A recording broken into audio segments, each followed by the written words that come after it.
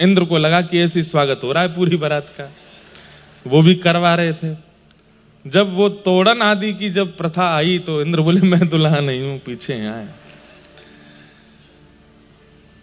सब सोचने लगे जब बाराती इतने सुंदर हैं, जब एक से एक ये सब इतने सुंदर हैं, तो दुल्हा कितना सुंदर होगा, हम बारातियों पर ही लट्टू हुए जा रहे हैं। आहा, सबसे पीछे आ रहे हैं महादेव। कैसे?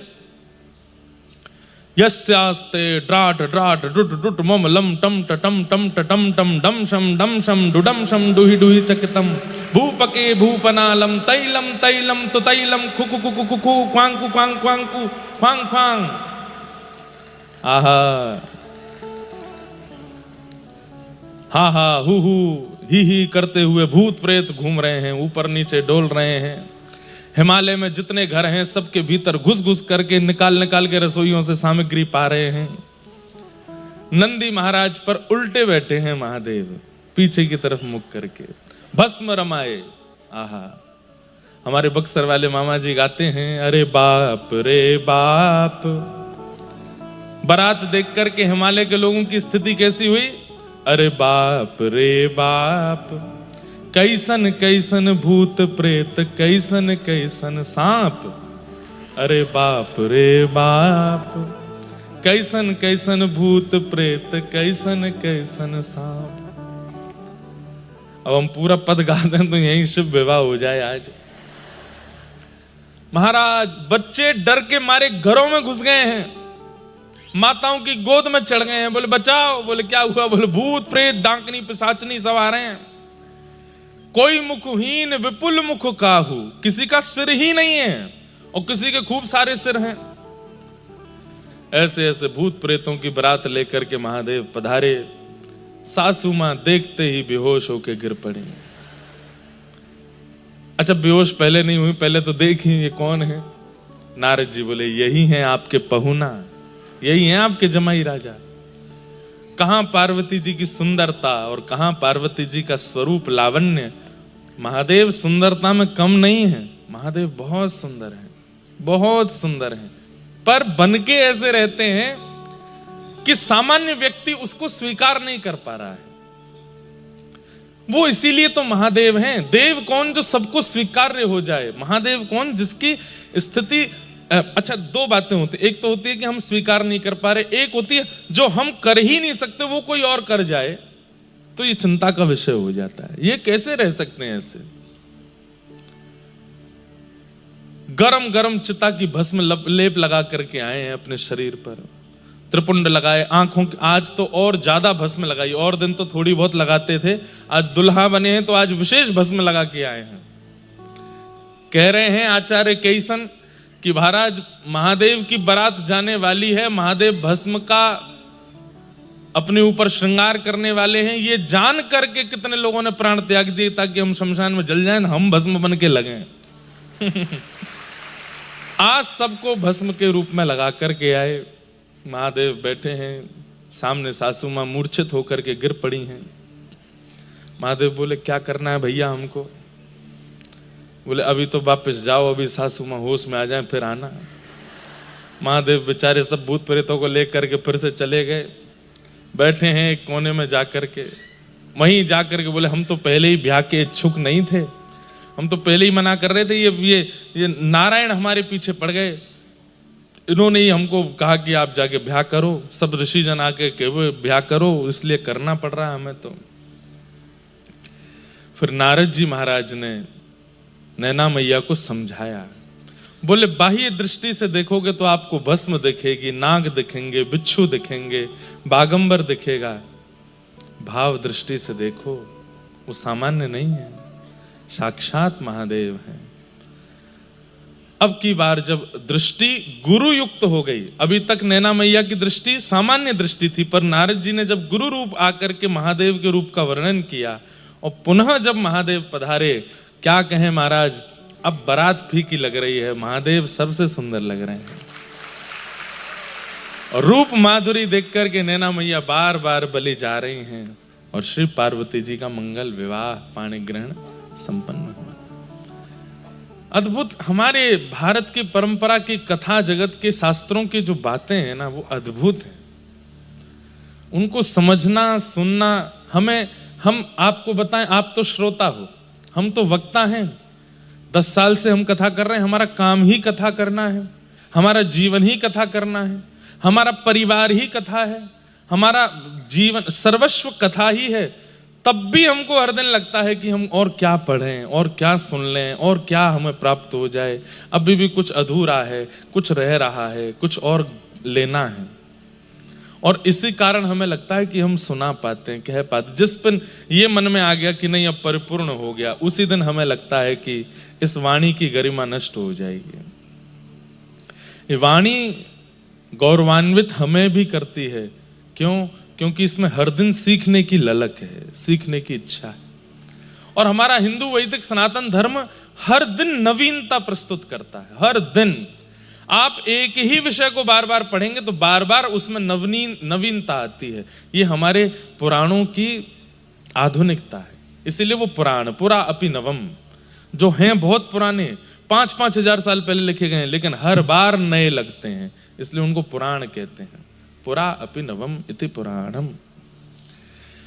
तो महादेव आज हो सकता, हमारे पूज्य नाना जी कहते थे कि कथा में लीक से हटकर के कोई प्रसंग यदि आ जाए तो समझना चाहिए जिनका प्रसंग आया वो अदृश्य रूप से कथा में आए हैं।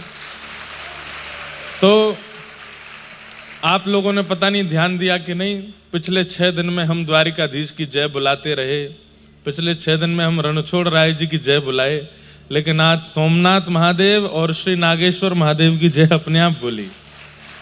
और ये महादेव के विवाह का प्रसंग भी आ गया। मानो महादेव कह रहे कल रुक्मणी विवाह था, ठाकुर जी का तो किया नहीं, आज हमारा ही करवा दो। तो आज पार्वती महादेव जी के सूक्ष्म विवाह का प्रसंग, और देखिए प्रसंग भी कैसे उठा कि पूरी कथा का आयोजन कराया राजस्थान ज्ञान गंगा समिति, पर हमें नाम आज पता चला है। इसमें विशेषता क्या, आप क्या अच्छा समझ रहे हैं कि पहले दिन से हमें बताया ही नहीं गया, लोगों ने ये चाहा ही नहीं, समिति वालों ने, कि हम नाम बुलवा में या हम नाम कहवा में, हमें नाम की इच्छा नहीं है। नहीं तो महाराज और एक बात और कहते हैं, हम समितियों की कथा पहली बार मतलब 2-3 साल पहले बंद कर दिए, पहली बार इस बार बड़ोदरा में बहुत सारे नियम तोड़ के कर रहे हैं। नहीं तो समिति वालों में लड़ाई ही होती रहती है, नाम की ही लड़ाई होती है, हमारा नाम बोला नहीं, हमने ज्यादा सहयोग किया, हमारा ये हमारा वो। पर यहाँ सब लोगों में, जैसे केजरीवाल जी बता रहे कि कोई ज्यादा सहयोग भी करता है, कोई कम सहयोग भी करता है, पर उसके दोनों की बराबर स्थिति है। हमारे यहाँ कोई विशेष या कोई सामान्य नहीं है, सब एक हैं, और ये अच्छी बात है। कोई समिति में प्रेसिडेंट नहीं है, कोई ट्रेजर नहीं है, कोई सदस्य नहीं, सब एक रूप में है। हम कहें कि अगली बार कथा हो तो कहना कि ये सब राजस्थान ज्ञान गंगा समिति के ग्वाल बाल हैं। मधुमंगल श्रीदामा तन सुखा मन सुखा धन सुखा सुबल तोष, और जितनी माताएं हैं, ललिता हैं, विशाखा हैं, इंदुलेखा हैं, चंपक लता हैं, चारू लता हैं, सखियों में और सखाओं में जब ठाकुर जी भेद नहीं करते तो ऐसी समिति में भी आप भेद मत करो, सब समान ही रहो। बहुत अच्छा हमको लगा। बड़ोदरा के सब वैष्णवों को और समिति के सब सदस्यों को, मनोरथी परिवारों को, सबको जय श्री कृष्ण, जय सिया राम, जय श्रीमन नारायण, जय जय श्री राधे, जय द्वारिकाधीश, जय सोमनाथ। आज कथा का विश्राम दिवस। कथा होनी तो 10 बजे से प्रारंभ थी, पर हमारी भैया वो स्थिति हुई है बड़ोदरा में इस बार। आपको पता है हम अपने निवास पर आज कितने बजे आए? रात्रि कथा से निकल करके गए हैं, और 2-4 परिवारों में, 2-4 नहीं कितने में तो गिनती भूल गया। यहाँ से ब्राह्मण सभा के कार्यक्रम में गए, फिर वहां से एक जगह गए, 2 से तीसरे। कितने बजे आए हैं हम घर पता है? 7:15 बजे सुबह। हमें कोई आके बोले महाराज जी 6 बजे से आके श्रोता बैठे, मैंने मुझसे पूछो, मैं 7 बजे अपने निवास पे आया हूं। 4 बजे आ गए हैं? 4 बजे आ गए हो? ठीक है भैया, तुम जीते हमारे। लेकिन ये उत्साह कैसा अद्भुत है। हम तो भैया आज चक्कर खा के गिर गए सुबह 2 बजे तक, तो हम घर ही जाते रहे। अच्छा, मैं क्या है कि मेरा स्वभाव है मना नहीं कर पाता, या तो मैं पूर्ण मना करता हूं या मैं बिल्कुल मना नहीं करता। हर कथा में नियम रहता, मैं जाता ही नहीं कहीं भी। अपना कथा किए, अपने निवास पर गए, स्टूडियो आसपास होता तो वहां कुछ गाने चले जाते हैं, कुछ पढ़ते रहते हैं, इन्हीं भावों में रहते हैं। नहीं तो मास्क लगा के शहर में डोलते हैं, देखते हैं, परखते हैं यहाँ के लोग कैसे हैं, क्या खाते हैं, क्या पीते हैं। ये हर शहर का एक नियम है। पर पिछली बंबई की कथा और एक ये बड़ोदरा की कथा, बंबई में भी मैं किसी से नहीं मिला, किसी से भी नहीं, केवल कथा और अपना बस। वहां तो स्टूडियो है ही है, तो कुछ ना कुछ गायन चलता ही रहा। लेकिन बड़ोदरा में हम मना नहीं कर पाए पहले दिन। अब ने कहा, एक को मना नहीं किया तो अब किसी को मना नहीं करेंगे। अब कोई कह दे महाराज जी हमारे घर आना, हमारे यहाँ आना है, अब तो मैं कह दूं हाँ हमारे पंडित जी इनसे बात कर लेना, देखते हैं, आएंगे आएंगे आएंगे, ठीक है बनाते हैं। अब यही कहेंगे कि बनाते हैं। अब मैं गाड़ी में बैठूं, मैंने कि हो गए भाई 2 जगह, महाराज जी उनको भी बोल दिया है वहां जाना। अच्छा, हमारे पंडित जी भी एक साथ नहीं बताते कि 10 लिस्ट बनी हुई है, और वो सब पीछे गाड़ियां लेके चल रहे हैं कि अब हमारे यहाँ जाएंगे। 3-4 जगह होने के बाद मैंने अब तो हो गया होगा, बोले कि नहीं एक वहां और प्रतीक्षा कर रहे हैं। फिर पूरा बड़ोदरा पार करके हम वहां गए, कहीं और जा करके वहां हमने कि अब तो हो गया। बोले कि एक बालक को और आपने कह दिया था कि मैं आऊंगा 10 में, वो बेचारा सुबह से सजाए बैठा है। अच्छा, ये भी हो रहा था, अभी जिनके घर गया उसके बाद जिनके यहां जाना था वो बगल में ही था, पर हमको पता नहीं थी, तो हम पूरा बड़ोदरा पार करके वहां पहुंच के एक के यहाँ होके फिर वापस वहां आए। मैंने कि भैया हो गए काम। फिर हमारी एक बहन जी भी रहती हैं बड़ोदरा में, उनका भी भाव था, बोले भाई अब जा रहे हो एक बार हमारे यहाँ तो आओ। बेचारी 8 बजे से खीर बना के बैठी, 2 बजे पहुंचा उनके यहाँ, रात्रि फिर 2 बजे तक फिर उनके पास। वो तो बहन है, उनके यहाँ महाराज जी थोड़े ही हैं। हम जाते साष्टांग दंडवत, कान वान पकड़े, भैया क्षमा। लेकिन क्या करें, ये अभी बड़ोदरा लास्ट है, अब हम कहीं आना जाना ज्यादा करेंगे नहीं, कथा करेंगे। आपको भी बहुत विलंब होता है, हमें भी, फिर शरीर ही है, इसको कितना ज्यादा हम कष्ट दे सकते हैं। भाव यही रखा कीजिए भैया कि वाणी हमें मिल जाए। शरीर क्या है, आपकी तरह है, इसमें कोई विशेषता नहीं। जैसे आपके सब शरीर दुर्गंध युक्त होते हैं, ये शरीर भी दुर्गंध युक्त है। सब शरीर मल युक्त होते हैं, ये शरीर भी मल युक्त है। बस क्योंकि कथा वाचन करते हैं इसलिए कुछ विशेषता नहीं है। केवल यहां बैठकर के जो हम वाणी दे रहे हैं, शब्द दे रहे हैं, भगवत कृपा से, गुरु कृपा से, संत कृपा से, वो घर ले जाइए, उसकी पधरामनी घर पर कीजिए, उसको अपने घर पर जाकर के विराजमान करो। हर दिन एक नया भाव लिख करके ले जाओ और उसको बढ़िया सजा करके रंगों से आदि आज कथा में ये भाव सुना, और उसको सिर पर रख के उसकी पधरामनी करो, घर पर ले जा करके ठाकुर जी के मंदिर में पधरा दो। आज हमारे यहाँ सुंदर वाणी वांग्मय कृष्ण पधारे हैं, ये भाव होना चाहिए। अच्छा, फिर हमारे साथ में एक नई दिक्कत अभी कुछ समय से लग गई है, बिना फोटो के पधरामनी होगी ही नहीं। फोटो तो खिंचवाना ही खिंचवाना है, एक एक आदमी को खिंचवाना है। अब हमारी स्थिति ऐसी हो गई कि हमारे फोटो ऐसे आते हैं जैसे महाराज जी सो रहे हैं, बीमार हैं बेचारे, इतने का 5-5 हजार फोटो खिंच जाते हैं दिन में। तो अब नहीं, इतना भाई शरीर का स्थिति नहीं है। अब सोचिए कितना देर सोए हैं, आज 2 घंटे सोए, बस उसके बाद उठ के वो कल की 3 घंटे की नींद, आज 2 घंटे, ऐसे 7 दिन में किस्तों में मिला के हमारी 7 घंटे होते हैं, तब जाकर के निद्रा पूरी होती। लेकिन भैया श्रीमद् भागवत में दत्तात्रेय जी के प्रसंग में श्री दत्त भगवान जब 24 गुरुओं का वर्णन करते हैं यदु महाराज को, तो 24 गुरुओं के वर्णन के बाद अंत में दत्तात्रेय भगवान कहते हैं ये मेरे 24 गुरु हैं, पर मैं अब तुम्हें एक नए गुरु के बारे में और बताता हूं। बोले 25वां गुरु कौन है? देहो मम गुरु, ये देह मेरा 25वां गुरु है। क्यों? बोले कि इस पूरे संसार में मैं जितने गुरुओं को अपने जीवन में ला पा रहा हूं वो इस देह की ही कृपा है। इस देह की ही कृपा से मैं गिरिराज जी की परिक्रमा कर पाया, इस देह की ही कृपा से मैं बरसाना दर्शन कर पाया, इस देह की ही कृपा से मैं कथा में जाकर के सुन पाया।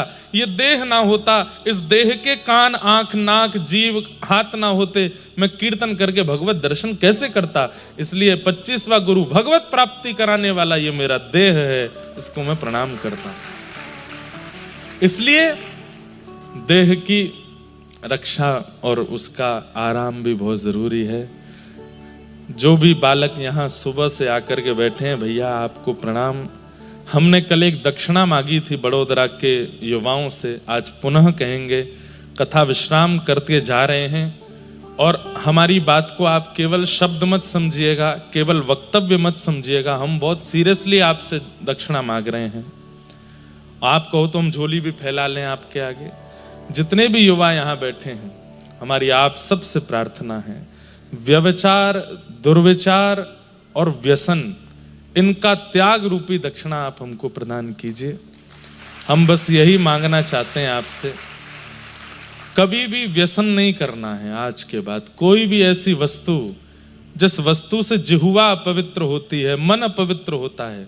जैसा खाओ अन्न वैसा होवे मन, जैसा होवे मन वैसे होवे विचार, जैसे होवे विचार वैसी होवे बुद्धि, जैसी होवे बुद्धि वैसी होवे वाणी, और जैसी होवे वाणी वैसी होवे क्रिया, जैसी होवे क्रिया वैसी होवे गति। सब कुछ अन्न पर निर्भर होता है, आपकी जिह्वा पर धारण होने वाली वस्तु पर होता है। इसलिए आप व्यसन नहीं करेंगे। हमें ये दक्षिणा बड़ोदरा के सारे युवाओं से चाहिए। युवा बोलेंगे कि हमसे मांग रहे, बड़े बूढ़े कर रहे हैं वो, अब उनसे क्या मांगे। वो अपना 50-55 वर्ष का जीवन तो व्यसन में व्यतीत कर ही चुके हैं, अब तो उनकी आदत बन गई है। वो भी अगर छोड़ दें तो अच्छा, पर आप भविष्य हो भारत का, भारत का भविष्य हो, और भारत के साथ साथ ठाकुर जी की परम प्रिया भक्ति का भी भविष्य आप लोग हो। इसलिए आप लोगों से बहुत उम्मीद है, ठाकुर जी को बहुत उम्मीद है आप लोगों से।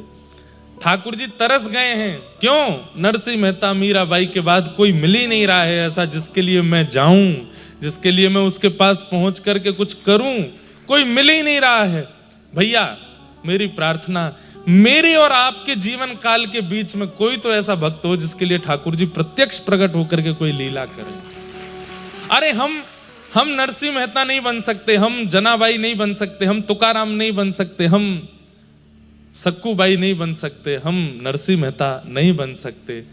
पर कई बार मुझे लोग मिलते हैं, जूनागढ़ में भी एक मिले थे, बोले कि महाराज जी मेरे पर दादा और उनके पूरे खानदान में पूर्वज जो थे वो नरसिंह मेहता जी के साथ संकीर्तन में जाते थे, उनके वंश का मैं बालक हूं। नरसिंह मेहता जी का नहीं, उनके साथ कीर्तन में संगत करने वाले थे, उनका मैं वंशज हूं, ऐसा मुझे किसी ने बताया।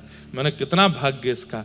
हम आप सब लोगों की तो भैया इतनी योग्यता नहीं कि ठाकुर जी हमारे सामने प्रत्यक्ष हो भी सकते हैं, पर हम में से ही कोई ऐसा निकले ताकि हमारी वंश की पीढ़ी भी आगे जाके कहे कि भैया हमारे पूर्वज जो थे वो फलाने भक्त के संग रहे थे जिनको ठाकुर जी ने दर्शन दिया।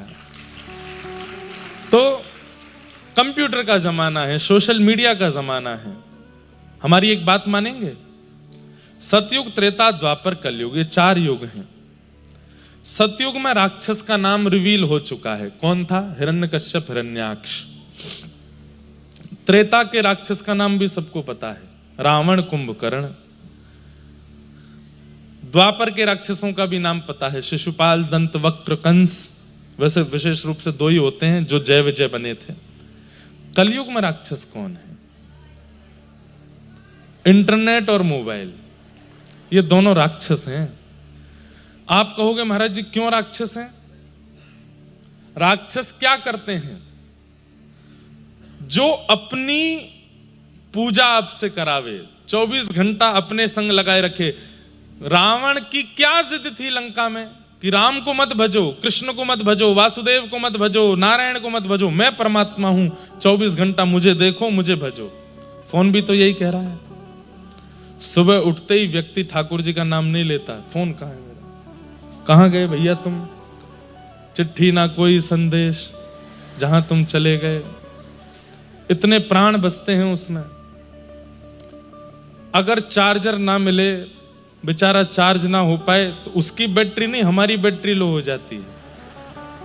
हमको भोजन नहीं मिले, उसको जरूर चार्जिंग कर दो। अच्छा चलो फोन है, उसमें नंबर है, फोन कॉल लग जाता है, लेकिन अगर इंटरनेट ना हो, जहां पर नेटवर्क ही नहीं आ रहे हो, इंटरनेट चले ही नहीं रहा हो, वहां व्यक्ति 2-4 दिन से ज्यादा रह नहीं सकता। पहले व्यक्ति की जरूरत होती थी हवा, पानी, कपड़ा। अब व्यक्ति की जरूरत होती है 4G 5G नेटवर्क तो होना चाहिए, तो ही मैं जीवित रह पाऊंगा। जो अपने अधीन कर ले वही तो राक्षस है। ठाकुर जी के अधीन हमको होना चाहिए था, हम किसके अधीन होते जा रहे हैं। अभी भी इतना राक्षसत्व नहीं आया है, पर हमारा और यहां जितने युवा बैठे हैं, हम लोगों के बुढ़ापे में देखना क्या होगा। जन्म लेते ही बच्चा रोया करेगा, किसी चीज से शांत नहीं होगा, दूध से भी शांत, उसको फोन दिखाना पड़ेगा। फोन में मैं तोता हरे रंग का मैं तोता सुनेगा तब शांत होगा। हमारी भी बहनें हैं, उनके छोटे छोटे बच्चे, मैं देखता हूं उनको कैसे शांत होते हैं। पर हाँ एक चीज हुई है, मानना पड़ेगा, पिछले 1-1.5 साल में अब मैं तोता बंद हो गया है, बरसाने की छोरी शुरू हो गया है।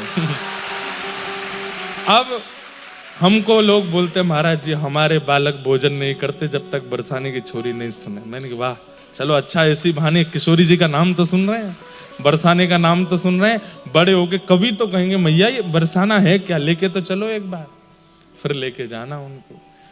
तो हम तो 2-4 और ऐसे संकीर्तन बनाने वाले हैं कि जिनसे बच्चा भोजन करे, पढ़ाई करे, रोटी खावे, सो जाए। अच्छा है, तो हम तो प्रयास कर रहे हैं कि ये फोन राक्षस ना बने, ये देव ही बना रहे, पर ये होगा नहीं। बहुत जल्दी ये राक्षसत्व का रूप धारण कर लेगा, हमारे प्राण बसेंगे इसमें।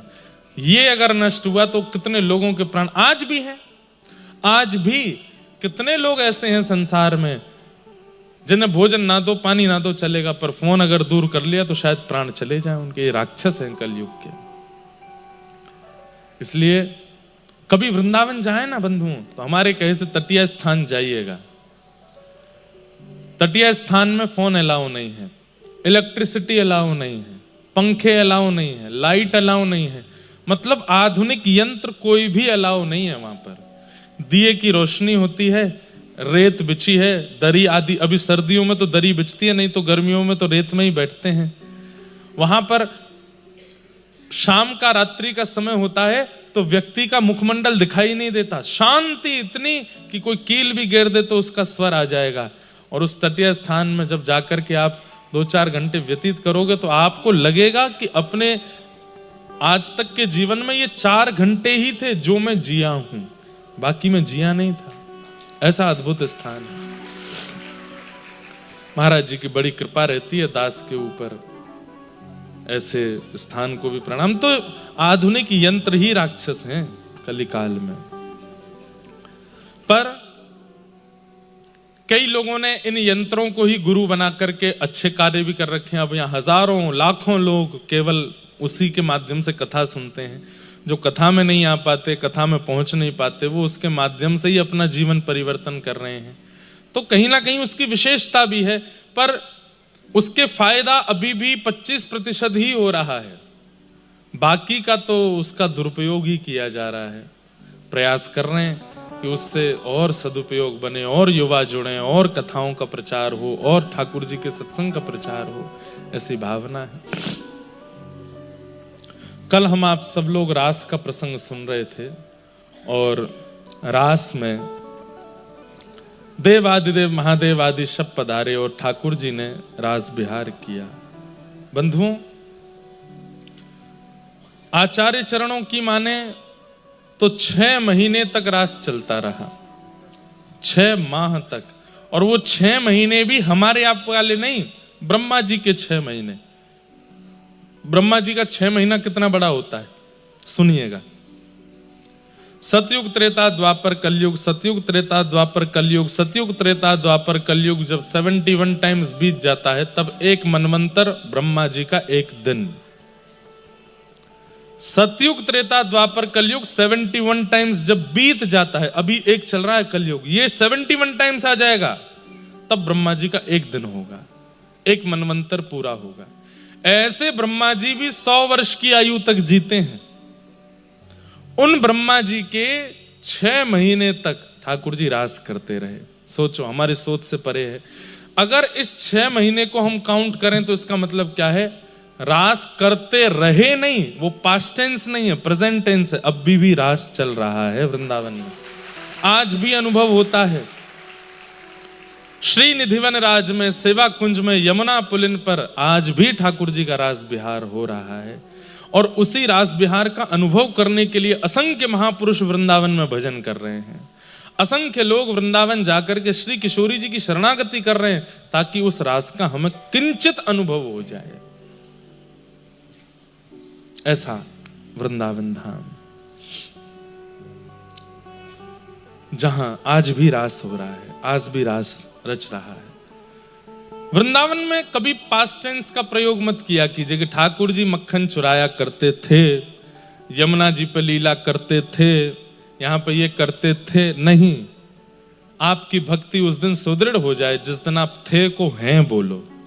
आज भी लीला करते हैं, यहां रास करते हैं, माखन चुराते हैं सब। अब एक बड़ी प्रसिद्ध कथा आप सबने सुनी है। आज से 450 वर्ष पहले श्रीनाथ जी जो आपके उदयपुर में विराजमान हैं, उदयपुर के पास नाथद्वार में विराजमान हैं, जब गिरिराज जी में विराजमान थे, गोवर्धन में विराजमान थे, अनेक लीलाएं ठाकुर जी ने की हैं। कितनी लीलाएं, मेरे को तो एक साथ सारी याद आ जाती हैं, कौन कौन सी सुनाऊं। गोविंद स्वामी जी के साथ में, गोविंद दास के साथ में छुपम छुपाई खेलते थे ठाकुर जी। गोविंद दास के साथ में छुपन छुपाई खेलते थे। गोविंद दास जी की बारी आती तो गिनती करते 1 2 3, ठाकुर जी जाके छुप जाते सघन वन में। पर गोविंद दास जी तो भक्त हैं ना, इतने चतुर, ठाकुर जी के श्री अंग जहां जहां स्पर्श होता वहीं वहीं सुगंधी हो जाती, तो सूंघ सूंघ करके पेड़ों को पहुंच गए। तभी देखा पीतांबरी लटकी हुई है ठाकुर जी की, ठाकुर जी को कर दिया, ठाकुर जी पकड़े गए। अच्छा, एक लीला और मैंने पढ़ी थी, किशोरी जी और ठाकुर जी छुपन छुपाई खेलते हैं। आजकल के बच्चे नहीं खेलते ये सब खेल। हमारे युवा भाई बहन कभी कभी ये सब खेल खेला करो। और जैसे युवा सब लोग मिलकर के रविवार के दिन कोई प्रांगण में जाके कीर्तन करो, कीर्तन करके अपने सेवा के ठाकुर जी को वहां लेकर के जाओ, उनको बढ़िया मधुर विराजमान वृक्ष के नीचे करो, उनके सामने सखाओं की मंडली बना लो, फिर ठाकुर जी को ऐसे मानो कि ये हमारे साथ बैठे और फिर आप लोग क्रीड़ा करो। पर वो खेल होने चाहिए वही वाले ठाकुर जी वाले। उसमें एक खेल आप करो, एक के आंख पे पट्टी बांध दो, पट्टी बांध करके एक दायरा बना दो और उसके कहो भाई अब तू पकड़ के दिखा, हमको छू के दिखा। कितना आनंद आता उस खेल में। एक बार किशोरी जी के साथ ठाकुर जी छुपन छुपाई खेल रहे थे, ध्यान से सुनना। तो ठाकुर जी की बारी आई तो ठाकुर जी गिनती गिनने लगे, सब सखियां छुप गईं जा जा करके जहां भी छुपना था।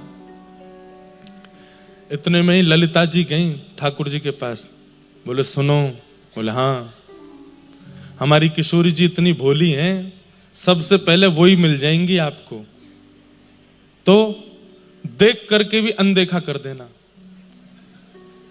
अगर आप जीत गए तो फिर देखना हम क्या करेंगे। बोले क्या करोगे? तुम्हारी वंशी चुरा लेंगे। ठाकुर जी बोले ये कोई खेल है? बोले कि हाँ यही खेल है। हम लोगों को ढूंढो, हम लोगों को। किशोरी जी सामने आके खड़ी भी हो जाए तो भी कहना हे श्यामा जी तुम कहां हो, मुझे तो दिख ही नहीं रहे। अरे किशोरी जी कहां चली गई? ठाकुर जी बोले ठीक है। अब किशोरी जी यहाँ पे बड़ी उत्सुक हैं कि श्याम सुंदर मुंह को ढूंढेंगे। एक पेड़ के ऊपर थोड़ी सी चढ़ गई हैं, पर जो वस्त्र धारण की हो वहां की चुनरी नीचे लटक रही है, वो दिख ही रही है स्पष्ट की बैठी है वहां पे। अब ठाकुर जी यहाँ आंख बंद करके गिनती गिन के पीछे मुड़ के देखे, हम भाई मैं आ रहा हूं भैया, सब तो सावधान है जाइयो। अब सब सखियां इधर उधर, किशोरी जी सामने वाले पेड़ पे ही चढ़ रही हैं और नेक नेक से पत्तान में छुपा रही हैं अपने आप। ठाकुर जी बोले छुपबो ना आवे, सामने ही बैठी हैं, दिख रही हैं, और ललिता मुंह को देख रही है कि पकड़ी हो मत इन्हें। कैसी सीधी है हमारी किशोरी जी। ठाकुर जी इधर उधर ढूंढ रहे हैं, उस पेड़ के नीचे से ही निकल रहे हैं। किशोरी जी मुंह पे हाथ धर के बैठी हैं, कहीं मुंह को पहचान नहीं जाए। ठाकुर जी जैसे पेड़ के नीचे से निकले तो वो चुनरी इतनी नीचे है कि ठाकुर जी के मुकुट को स्पर्श है। ठाकुर जी चुनरी उठा करके नीचे से जा रहे हैं। कहां हो किशोरी जी? अरे श्यामा जी मुझको दिख नहीं रही हो। थोड़ी देर बाद किशोरी जी को लगी थक गए होंगे, मैंने एक सहज है जाऊं ताकि इनको दिख जाऊं। तो किशोरी जी ने एक नीचे आ गई। ठाकुर जी डोलते डोलते फिर लौट करके आए, देखिए तो और नीचे आ गई। तो ठाकुर जी फिर पीछे, अरे श्यामाजू तुम कहां चली गई हो? ऐसी निपुण हो खेल में, मिल ही नहीं रही हैं। अरे सबरी सखी तुम सब तो मुझको दिख गई हो, पर ये श्यामाजू नहीं दिख रही हैं। किशोरी जी कह रही है, अरे श्याम सुंदर बेचारे व्याकुल है रहे, मैंने एक और नीचे आ जाऊं। अंत में किशोरी जी नीचे आके खड़ी है गई हैं। तब भी ठाकुर जी सामने से जाते हैं, फिर मुड़ जाए, अरे किशोरी जी मेरी श्यामाजू कहां चली गई तुम? किशोरी जी बोली अब तो लगे नाटक है रोए, मैं तो सामने ही खड़ी हूं। किशोरी जी सामने जाकर के खड़ी हो गई, और खड़ी होकर के बिल्कुल स्पष्ट सामने आकर के खड़ी हो गई। तब भी ठाकुर जी, अरे मेरी श्यामाजू तुम कहां चली गई, मुझको दिख ही नहीं रही हो। ललिता विशाखा दोनों ने आकर के, हमारी किशोरी जी जीत गई, हमारी श्यामाजू जीत गई। अरे तुम यहां खड़ी, मुझको तो दिखी ना, इतनी देर रह गई। अरे मैं तो ढूंढ ही नहीं पायो। अरे श्यामाजू या खेल की तो स्वामिनी आप ही हो। अब चलो आप गिनती गिनो और मुंह को ढूंढियो, ठीक है? बोले हाँ। अब किशोरी जी गई वहां पे 1 2 3 ऐसे गिनती गिन रही हैं। ठाकुर जी बोले अब मैं चढ़ूंगा पेड़ पे। जैसे पेड़ पे चढ़ने लगे, ललिता जी आई, सुनो हमारी किशोरी जी ज्यादा श्रम नहीं करें, ऐसे खड़े होना कि नेक में ही मिल जाओ। ठाकुर जी बोले ये कोई खेल है? मैंने तुम्हारी एक बार बात मानी, नहीं ढूंढी ना वो, अब मुंह तो छुपन दो। बोले ना, ऐसे खड़े हो कि किशोरी जी को 2 मिनट में ही दिख जाओ। ठाकुर जी बोले ठीक है। तो एक पेड़ के पतनी सी उसकी तनी है, वही के पीछे ठाकुर जी छुप गए। यहाँ तक कंधा भी दिख रहे हैं, पीताम्बरी भी दिख रही, सब दिख रहा। किशोरी जी 10 तक गिनती गिनने के बाद जैसे ही पीछे देखो, अरे श्याम सुंदर तुम कहां हो? ठाकुर जी बोले अब इतने में ना दिख रहा मैं एक और पेड़ से इधर, अरे श्यामाजू इतकू हूं। किशोरी जी, अरे मैंने पकड़ लिए पकड़ लिए पकड़ लिए। सब सखियां बोली, अरे 2 मिनट में ही जीत गई। चलो श्याम सुंदर प्रणाम करो हमारी किशोरी जी को, या खेल की अग्रगण्या तो हमारी स्वामी जी हैं। जी स्वामी जी आप ही हो, सब खेलन में मुखिया आप ही हो, हम तो कछु है ही ना है। ऐसे हमारे श्याम सुंदर। तो ये खेल कभी कभी अपने घर के ठाकुर जी को, जब वो निवृत्त हो, आप भी फ्री हो, छत पे ले जाओ, कहीं बगीचे में ले जाओ, कहीं ले जाओ, 2-4 बालकों के झुंड ले जाओ, और बढ़िया ठाकुर जी का भोग प्रसाद करके ठाकुर जी को बढ़िया बैठाओ, और फिर उनके सामने उनके जैसे ही खेल खेलो, ठाकुर जी को सुख प्रदान करो। हम तो बड़े अपने लाल जी को खूब आनंद कराते हैं, ऐसे खूब खेल खेलते हैं एकांत में। तो ऐसे हमारे वृंदावनेश्वरी श्री राधा रानी हैं। आज भी ठाकुर जी लीला कर रहे हैं, आज भी रास वृंदावन में हो रहा है। बस दर्शन करने के लिए गुरु कृपा की दृष्टि चाहिए, आज भी अनुभव हो जाता है। आपको क्या लगता है, जिन महापुरुषों को आप प्रणाम करते हैं, उन्होंने ठाकुर जी का अनुभव नहीं किया होगा? निश्चित किया है, उनको अनुभव होता है। इसीलिए उनकी वाणी, उनका दर्शन, उनका स्वरूप, उनका वांग्मय, सब कुछ हमें इतना आकर्षित करता है, क्योंकि उन्हें ठाकुर जी दिख चुके हैं, ठाकुर जी का अनुभव हो चुका है। ठाकुर जी आज भी रास बिहार व्रज में कर रहे हैं।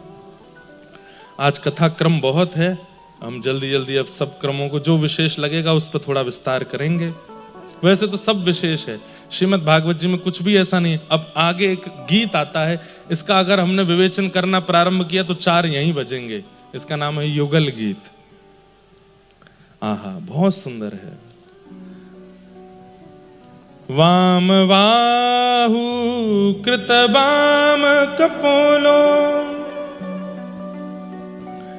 वलगित भ्रूरधरार्पित वेणुम, कोमलांग भी कोमलांगुलिभिराश्रितमार्गम् गोप्य ईरयति यत्र मुकुंद। श्रीमद् भागवत का एक गीत है, जैसे गोपी गीत है वैसे ही इसका नाम है युगल गीत। युगल गीत में क्या है, गोपियां आपस में ठाकुर जी की रूप माधुरी की आपस में चर्चा कर रही हैं और वो चर्चा इतनी मधुर है, शुकाचार्य जी ने इस पूरी चर्चा को गीत का नाम दिया। बंधुओं, ठाकुर जी 3 प्रकार से वेणु रव करते हैं, मुरली, वंशी और वेणु 3 हैं एक ही, पर उनका बजाने का, उनको धारण करने का तरीका सबके लिए अलग अलग है। समझिएगा बात को बहुत ध्यान से, इधर देखिए। मुरली, वंशी और वेणु। मुरली ठाकुर जी बजाते हैं तो दोनों जो हाथ हैं ठाकुर जी के वो अधर से नीचे रहते हैं और वंशी ऐसे लेटी रहती है। ये ठाकुर जी का मुरली वादन है। बिल्कुल अधर के ही बगल में दोनों जब भुजा आ जाती हैं, ये ठाकुर जी का वंशी वादन है। और जहां ठाकुर जी का मुखमंडल बाम दिशा में ऐसे झुक जाए और दोनों हस्तकमल ऊपर आ जाएं और वेणु यहां अधर पर हो, इस प्रकार से हो, तो समझो वो वेणु वादन है। ठाकुर जी मुरली बजाते हैं ब्रजवासियों के लिए, गैयाओं के लिए, मतलब सबको जो सुनाई देती है वो है मुरली। अपने से प्रेम करने वाली सखियों को और सखाओं को जो सुनाई देती है उनके लिए जो बजाते हैं वो है वंशी, और श्री प्रिया जी के लिए जो बजाते हैं वो है वेणु। ठाकुर जी बिल्कुल लीन होकर के उसका वादन करते हैं। आपने अनेक दर्शन किए होंगे, ठाकुर जी के ऐसे दर्शन किए होंगे, ऐसे दर्शन किए होंगे, पर ऐसे दर्शन आपको बहुत कम मिलेंगे जहां ठाकुर जी का मुखमंडल किशोरी जी की तरफ झुका हो। ये बाम भाग किशोरी जी का है और यहां की तरफ ठाकुर जी झुके हैं, दोनों हस्तकमल ऊपर हैं। वेणु रव सबको सुनाई नहीं देता, उसका अधिकार किशोरी जी जिसको प्रदान करती हैं उसी को सुनाई देता है।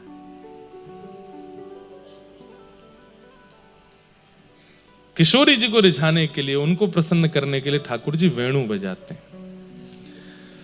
तो बाम बाहु कृत बाम कपोलो, अब सुनिएगा अर्थ। बाम बाहु कहेंगे इसको, बाम बाहु कृत बाम कपोलो, कपोलो मतलब गाल। ठाकुर जी ने अपने बाम बाहु की तरफ अपने गाल को झुका रखा है। बाम बाहु कृत बाम कपोलो वलगित भ्रूरधरार्पित वेणुम। ठाकुर जी ऐसे हैं और वेणु बजा रहे हैं। कोमलांग भिषराश्रित मार्गम गोप ईरयति यत्र मुकुंद। ठाकुर जी के उस मधुर स्वरूप को देख करके गोपियां आनंदित हो गई, कितने सुंदर लग रहे हैं श्याम सुंदर। यहां पर अब एक प्रसंग आता है, बस वो कह के मैं आगे चलूंगा। गोपियां शिकायत करने जाती हैं यशोदा मैया से और मैया से जाके कहती हैं, मैया तू एक बात बता। बोले हाँ। ये तेरे लालाए बंसी बजानो कौन ने सिखायो? बोले क्यों? तेरे लाला को तो हम कछु बिगाड़ नहीं पाई, पर जाने या को बंसी बजानो सिखायो बा गुरु को हम जाके जमुना जी में फेंक के आवेंगे। बोले क्यों? बोले या की बंसी जब जब बजे हमारो भोजन ना बन पावे। क्यों? बोले जैसे ही वंशी बजानो प्रारंभ करे, या की वंशी सुनते ही पहाड़ पिघलन लगे, यमुना जी स्तब्ध हो जाएं, पेड़ की डाल झुकन लगे, उनमें खूब सारे पुष्प और फल प्रकट हो जाएं, हमारो मन स्थिर रह जाए, बालक रोनो बंद कर दें, भोजन करनो, गैया घास चरनो बंद कर दे, उनके बछड़ा बछिया दूध पीनो बंद कर दें, सब स्तब्ध हो जाता है वृंदावन में। लेकिन मैया एक नयो काम और रहेगा। बोले कहा? बोले हम रोटी बनावें, चूल्हा में अग्नि लगावें लकड़ी की, वो अग्नि भी धीरे धीरे शांत हो जाए और पानी बन के बहन लगे, सब कछु समाप्त हो जाए, मैया भोजन ही ना बन पावे। सास डांटे, अरे तेने कच्ची दाल बनाई दी, कच्ची रोटी बनाई दी, तो को मैं बताऊंगी। रोज हम पे डांट पड़े और या सबके पीछे कारण है तेरे लाला की वंशी। या तो अपने लाला की वंशी बजावे वाले गुरु को नाम बताओ हमें, या फिर अपने लाला ते कहो वंशी बजावे को एक समय रखे, वह समय हम भोजन नहीं बनाया करेंगे। फिर कौन ने सिखाई तुम्हारे लाला को वंशी बजानो? तो यहां पर श्री यशोदा मैया कितना सुंदर विवेचन कर रही हैं। विविध गोप चरणेषु विदग्धो वेणुवाद्य ऊर्धा निज शिक्षा तब सुतः सती यदाधर बिंबे दत्त वेणुरनयत्य स्वजाति। स्वर जाति बहुत सुंदर लीला आ रही है, चिंतन में सुनाऊंगा अभी। यशोदा मैया कह रही हैं, अरे गोपियों तुम मानोगी नाए, तुम मेरी बात को भरोसा नाए करोगी, पर जे वंशी बजानो लाला ने कोई ते ना सीखो, ये वंशी प्रगट ही लाला ते भई है। निज शिक्षा लाला ने स्वयं बजानो सीखो है। वंशी का निर्माण कैसे हुआ? गैया रोती रोती गई ठाकुर जी के पास। ठाकुर जी बोले काई को रो रही है? कौन ने कष्ट दियो तो को? बोले मुकु दुनिया में केवल एक ते डर लगे। बोले कौन? तो बोले बांस थे। मुकु और कोई ना डरा सके। कोई आदमी भी मेरे सामने आ जाए ना, ग्वारिया भी मुंह पे चिल्लावे, मैं वाते भी ना डरूं, लेकिन वो ग्वारिया जब बांस लेके आ जाए तो वाते मुंह को बहुत डर लगे लाला। ठाकुर जी बोले जा बांस ने तो को डरायो, वही बांस ते तो को प्रेम सिखाऊंगा मैं। ठाकुर जी ने जैसे ही वह बांस को पकड़ो, एक हस्त कमल धरते ही 3 उंगलियों के छिद्र रखते ही 3 छिद्र प्रकट हो गए, दूसरा हस्त पकड़ते ही 3 छिद्र और प्रकट हो गए, और जैसे ही ठाकुर जी ने अधर पर रखा 1 छिद्र और प्रकट हुआ। ठाकुर जी ने कुछ उंगलियों को उठा करके जैसे ही प्राण पिरोए, मधुर वंशी बजी, गैया के नेत्रों से अश्रुपात होने लगे। ठाकुर जी बोले तो कुछ सुख देवे के काज, आज नवीन वंशी को निर्माण किया है मैंने। वंशी के निर्माता श्री कृष्ण है, वंशी के प्रादुर्भाव करता श्री कृष्ण। अच्छा एक बात ठाकुर जी वंशी बजा रहे थे। ठाकुर जी के सखा इतने ऊधमिया नेक शांत ना बैठे हैं, लेकिन ठाकुर जी जब वंशी बजाते हैं वो भी बिल्कुल पिन ड्रॉप साइलेंस, आंख बंद करके सुनते रहते हैं ठाकुर जी को। एक बार मधुमंगल बैठो तो माने देखी ठाकुर जी वंशी बजा रहे हैं, तो जैसे ही वंशी बजाई तो वो सब ब्रज की स्थिति मैंने बताई ना, यमुना जी रुक जाती हैं, वृक्षों में पुष्प प्रकट हो जाते हैं, फल आ जाते हैं, सब लोग बाग अपने कार्य छोड़ देते हैं, दूर दूर तक हिंसक जीव भी अपने कान उठा करके ठाकुर जी की ओर देखते हैं। आज मधुमंगल सबको देखते देखते वहां की दृष्टि गई ऊपर, और जैसे ही वहां ने ऊपर देखी तो कहा देखो आकाश मार्ग में बादल की ओट लिए मतलब पीछे छिप करके ब्रह्मा जी, शंकर जी, नारद जी, सरस्वती जी और सब 33 कोटि देवता आकाश में खड़े होकर के कान लगा करके ठाकुर जी की वंशी सुन रहे हैं। मधुमंगल ने श्रीदामा से कहा श्रीदामा देखियो ये सब देवता खड़े हैं आकाश में। श्रीदामा ने दूसरे से कही, ऐसे करके सब में बात फैल गई। अब जब जब ठाकुर जी वंशी बजा में आकाश में देवतान के दर्शन हो में।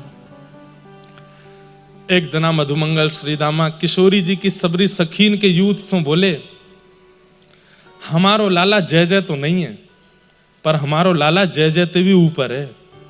बोले क्यों? बात सुनो पहले पूरी। बोले क्यों? बोले हमारो लाला जब बंशी बजावे ना आकाश में देवता प्रकट है जाए।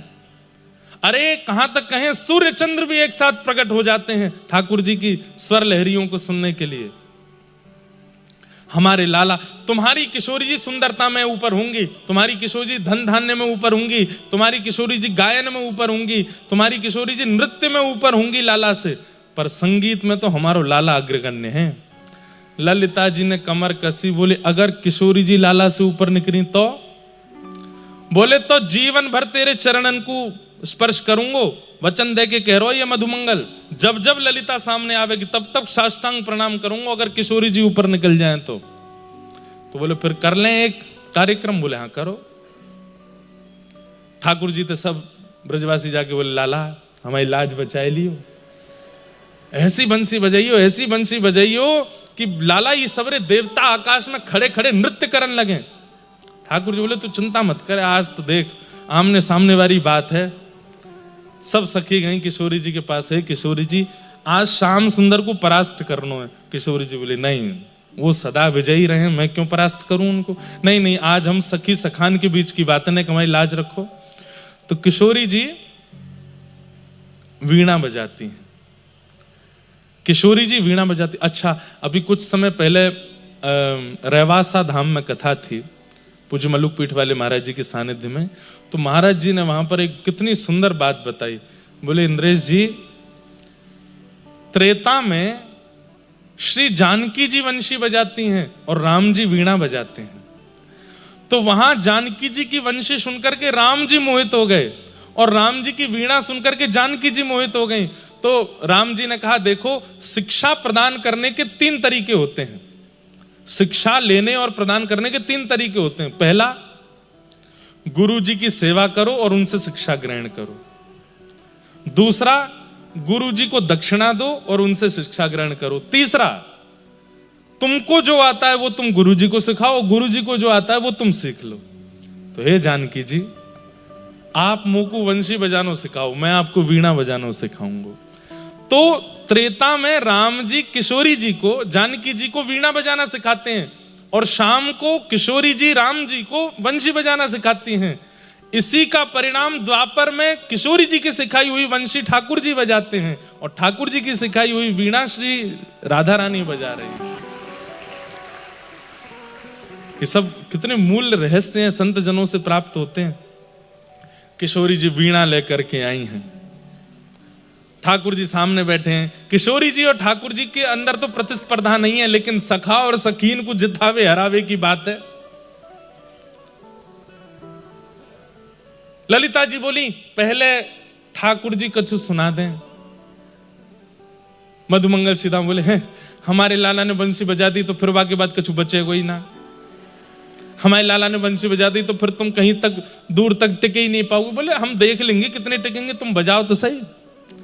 ठाकुर जी ने अपने अधर पर वेणु धारण करी और महाराज यहां से प्रारंभ करते करते करते जैसे ही ठाकुर जी ने अपना मुखमंडल झुकाया और जब तेर सुनाई है, आहा, वृंदावन में आधा आकाश काला है और वहां चंद्रमा है, आधे आकाश में दिन है, वहां सूर्य है। आधे आकाश में रात्रि की निशा में जागृत होने वाले देवता खड़े हैं और आधे आकाश में जागृत अवस्था में खड़े होने वाले देवता खड़े हैं। यमुना जी स्तब्ध हो गई है, पवन बह रही है और हवा में भी चंदन की सुगंधी आ रही है। अद्भुत है, उस दृश्य का वर्णन नहीं कर सकते। ठाकुर जी की ऐसी वेणु सुन करके ललिता विशाखा भी झूमन लगी। मधुमंगल वो देख सीधामा है गई मोहित, मोहिनी चलाई दी हमारे लाला ने। अब तो हमारे लाला की जीत निश्चित है। किशोरी जी नेत्र बंद करके थोड़े थोड़े अश्रुबिंद आ रहे हैं, सुन रही हैं ठाकुर जी की वेणु को। कोई निश्चय, इसमें कोई संशय नहीं, ठाकुर जी की वेणु अद्भुत है। थोड़ी देर बाद जब ठाकुर जी ने वेणु रव विश्राम किया तो सब पूछने लगे क्यों विश्राम कर दिया, और बजाओ। पर ठाकुर जी तुरंत कहते हैं बैठ जाओ। किशोरी जी वेणु बजाएंगी, अरे नहीं वो कहा बजाएंगी, वीणा। ये किशोरी जी बंसी बजा रही, बैठ जाओ बैठ जाओ बहन बैठ जाओ। सब ने प्रार्थना करी, हे श्यामाजू अब आप बजाओ। किशोरी जी ने जैसे ही वीणा धारण की है और वीणा धारण करके अपनी कोमल उंगलियों से उसके तारों को आच्छादित किया है और जैसे ही दूसरे हस्त कमल से एक झंकार मारी है, एक झंकार में ही पूरा ब्रह्मांड झंकृत हो गया। ठाकुर जी की वेणु रव से तो आकाश में देवता प्रकट हुए थे, लेकिन किशोरी जी के एक झंकार से ब्रह्मांड का भेदन हो गया। सारे देवता पृथ्वी पर आकर के गिरे, सन्मुख प्रकट हो गए। ब्रह्मादि देवता सब हाथ जोड़ करके किशोरी जी के चरणों में वंदन करने लगे। ठाकुर जी नृत्य कर रहे हैं, विजय हो, जय जय हो, हमारी श्री जी की विजय हो। और जो विजय माला थी जिसके गले में पहना थी, ठाकुर जी ने बिना श्रीदामा मधुमंगल से पूछ सीधे लेके गए, किशोरी जी गले में पहनाई दी। बोले आपकी विजय हो श्री जी, आपकी जय हो। हमारी किशोरी जी जीत गए। ऐसे हमारी व्रज की लीलाओं में ठाकुर जी अनुग्रह कराते हैं। ये प्रिया प्रियतम की मधुर बड़ी बड़ी लीलाएं हैं, सुंदर सुंदर लीलाएं हैं, जिन लीलाओं को सुनकर के कह करके संत जन ऋषि जन आनंदित होते हैं, निमग्न होते हैं भाव में।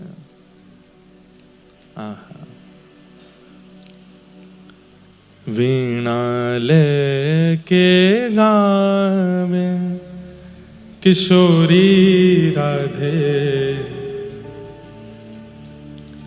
हमारी किशोरी जी वीणा बजाती हैं। सरस माधुरी जी का बहुत सुंदर पद है, सब लोग नेत्र बंद करके अनुभव करो। वीणा लेके गावे किशोरी राधे, वीणा लेके गावे किशोरी राधे, वीणा लेके गावे किशोरी राधे, वीणा लेके गावे किशोरी राधे, वीणा लेके गावे किशोरी राधे, वीणा लेके गावे किशोरी राधे, वीणा लेके गावे किशोरी राधे, वीणा लेके गावे किशोरी राधे। ताल बंधान मधुर मोहन, ताल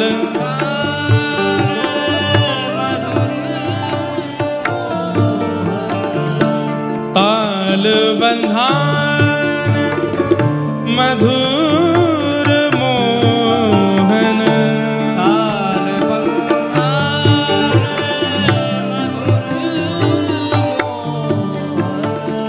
मुरली सरस बजावे, ओ मुरली सरस बजावे किशोरी राधे, वीणा लेके गावे किशोरी राधे, वीणा लेके गावे किशोरी राधे, वीणा लेके गावे किशोरी राधे, वीणा लेके गावे।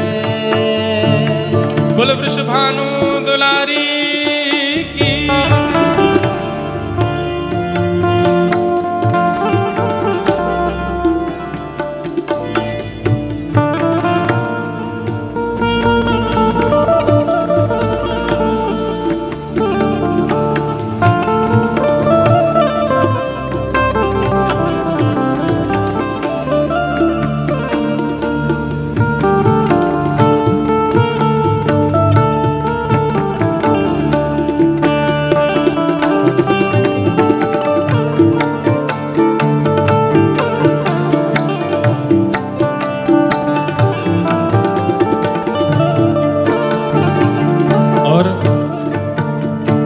ठाकुर जी वीणा किशोरी जी बजाती हैं, ठाकुर जी वंशी बजाते हैं, प्रेम से आनंद करते हैं। और कभी कभी फिर किशोरी जी जो वाद्य हैं वो अपने आप बजने लगते हैं।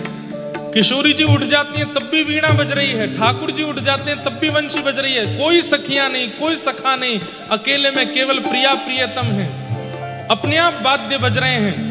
और उसी समय प्रिया प्रियतम उठ करके सन्मुख आते हैं और श्री प्रिया जी ठाकुर जी को फिर नृत्य करना सिखाती हैं। मतलब वाद्य अपने आप स्वर लहरियां प्रकट करते हैं और श्री प्रिया प्रियतम नृत्य करते हैं। पिय को नाचन सिखावे प्यारी राधे, पिय को नाचन सिखावे प्यारी राधे, वृंदावन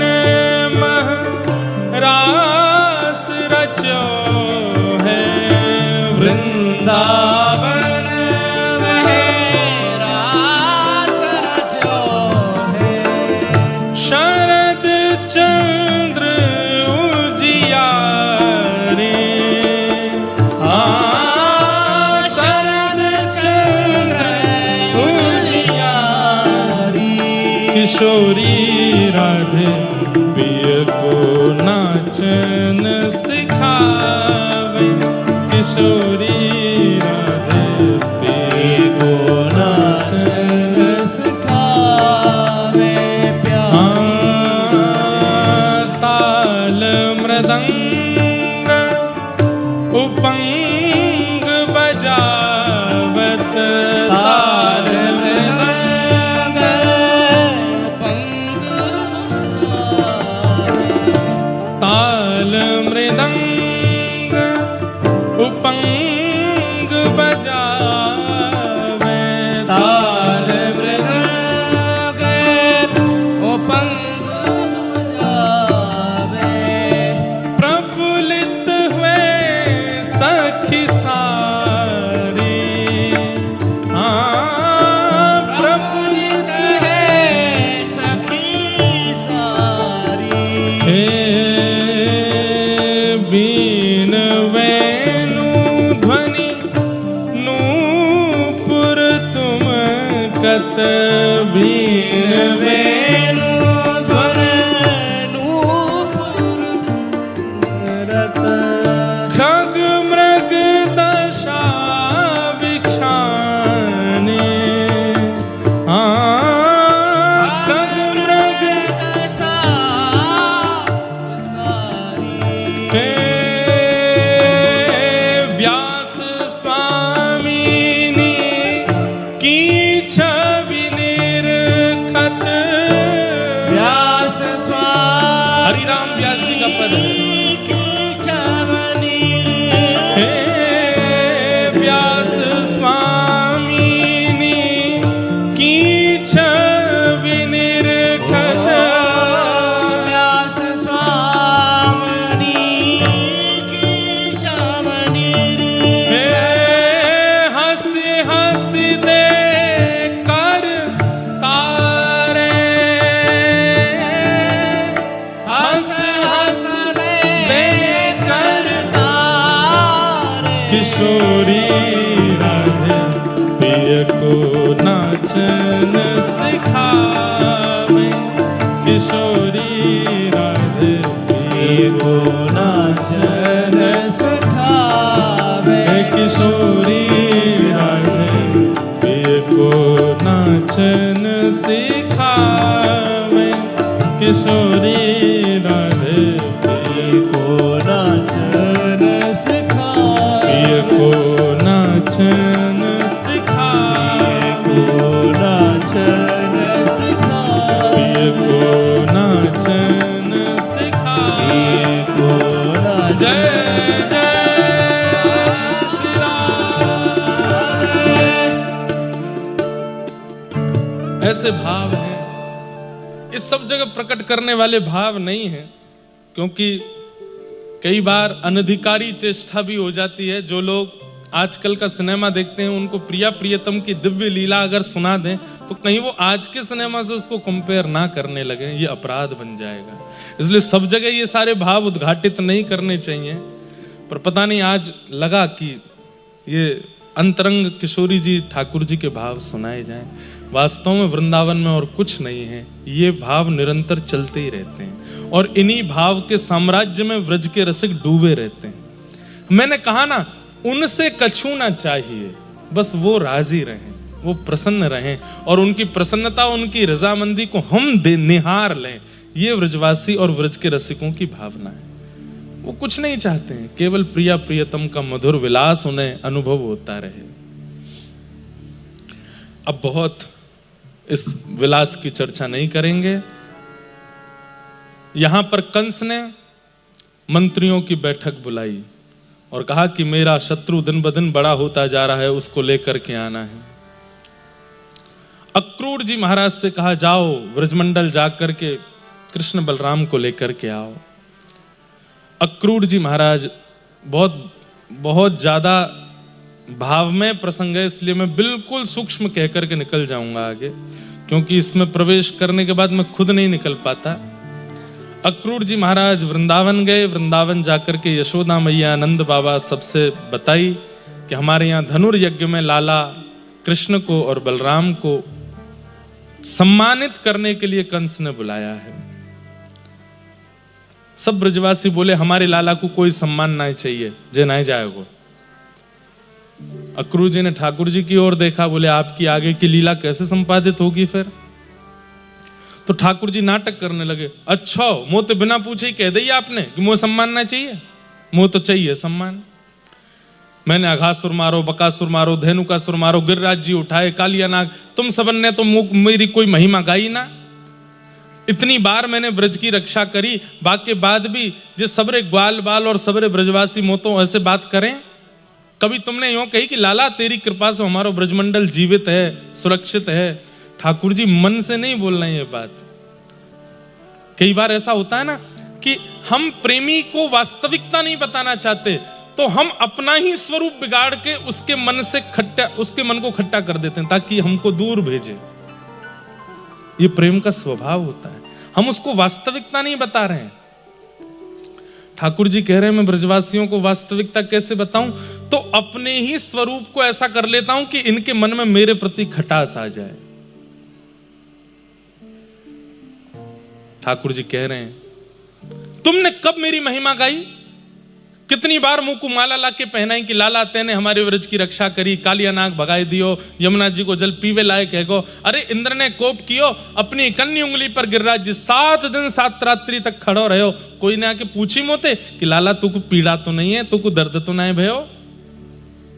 सब ब्रजवासी चकित खड़े हैं। लाला हमारे मन में ऐसी बात नहीं कि लाला को सम्मान की इच्छा है या लाला को हमसे सुनवे की इच्छा है। लाला तू तो ये सब बातें हमारे मन में आई नहीं। क्यों नहीं आई? दुनिया में कोई को बालक अच्छो काम करे, सब बाको इतनो प्रशंसा करें, मेरी कोई ने करी? आज जब महाराज कंस मुंह को सम्मानित करवे के काजे बुला रहे हैं, मुंह से बिना पूछे ही सब मना कर रहे हो, हमारे लाला को सम्मान नहीं चाहिए? मोह तो चाहिए और मैं जाऊंगा। सब ब्रजवासियों के नेत्र सजल हो गए, बोले लाला हमारे मन में ऐसी भावना नहीं, हम तो चाहते कि हमारे लाला को खूब सम्मान मिले। ना चाहो तुम लोग तभी तो मना कर दे, मैं जाऊंगा और सम्मान लेके आऊंगा। सब ब्रजवासी कह रहे हैं कि ये हमारो कृष्ण नहीं है, ये हमारो लाला नहीं बोल रहा, ये कोई और है। ठाकुर जी मनी मन रो रहे हैं फूट करके। ब्रजवासियों के चित्त में ये कसक डालनी पड़ रही है ठाकुर जी को, नहीं तो नहीं जा पाऊंगा मैं ब्रज से। यशोदा मैया ने गोद में उठाए ठाकुर जी। शाम का समय है, कल सुबह जाना है। लाला मैंने तो तुमको कभी सम्मान की इच्छा की बात कभी बताई नहीं, फिर आज तो सबके सामने ऐसा क्यों बोलो कि मुझको सम्मान चाहिए?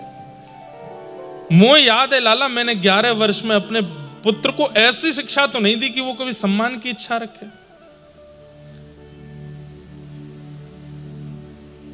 ठाकुर जी मैया की गोद से भी जानबूझ के उतर गए। बोले हाँ मैया, तू भी ना चाहे दुनिया की मैया अपने बालकन को सम्मान करा, मैं अपने बालकन को, तू तो मोया घर में ही बूढ़ो कर लेगी, यहां ते बाहर ही ना जान दे, यहीं बैठा के रखे, कछु करन ना दे।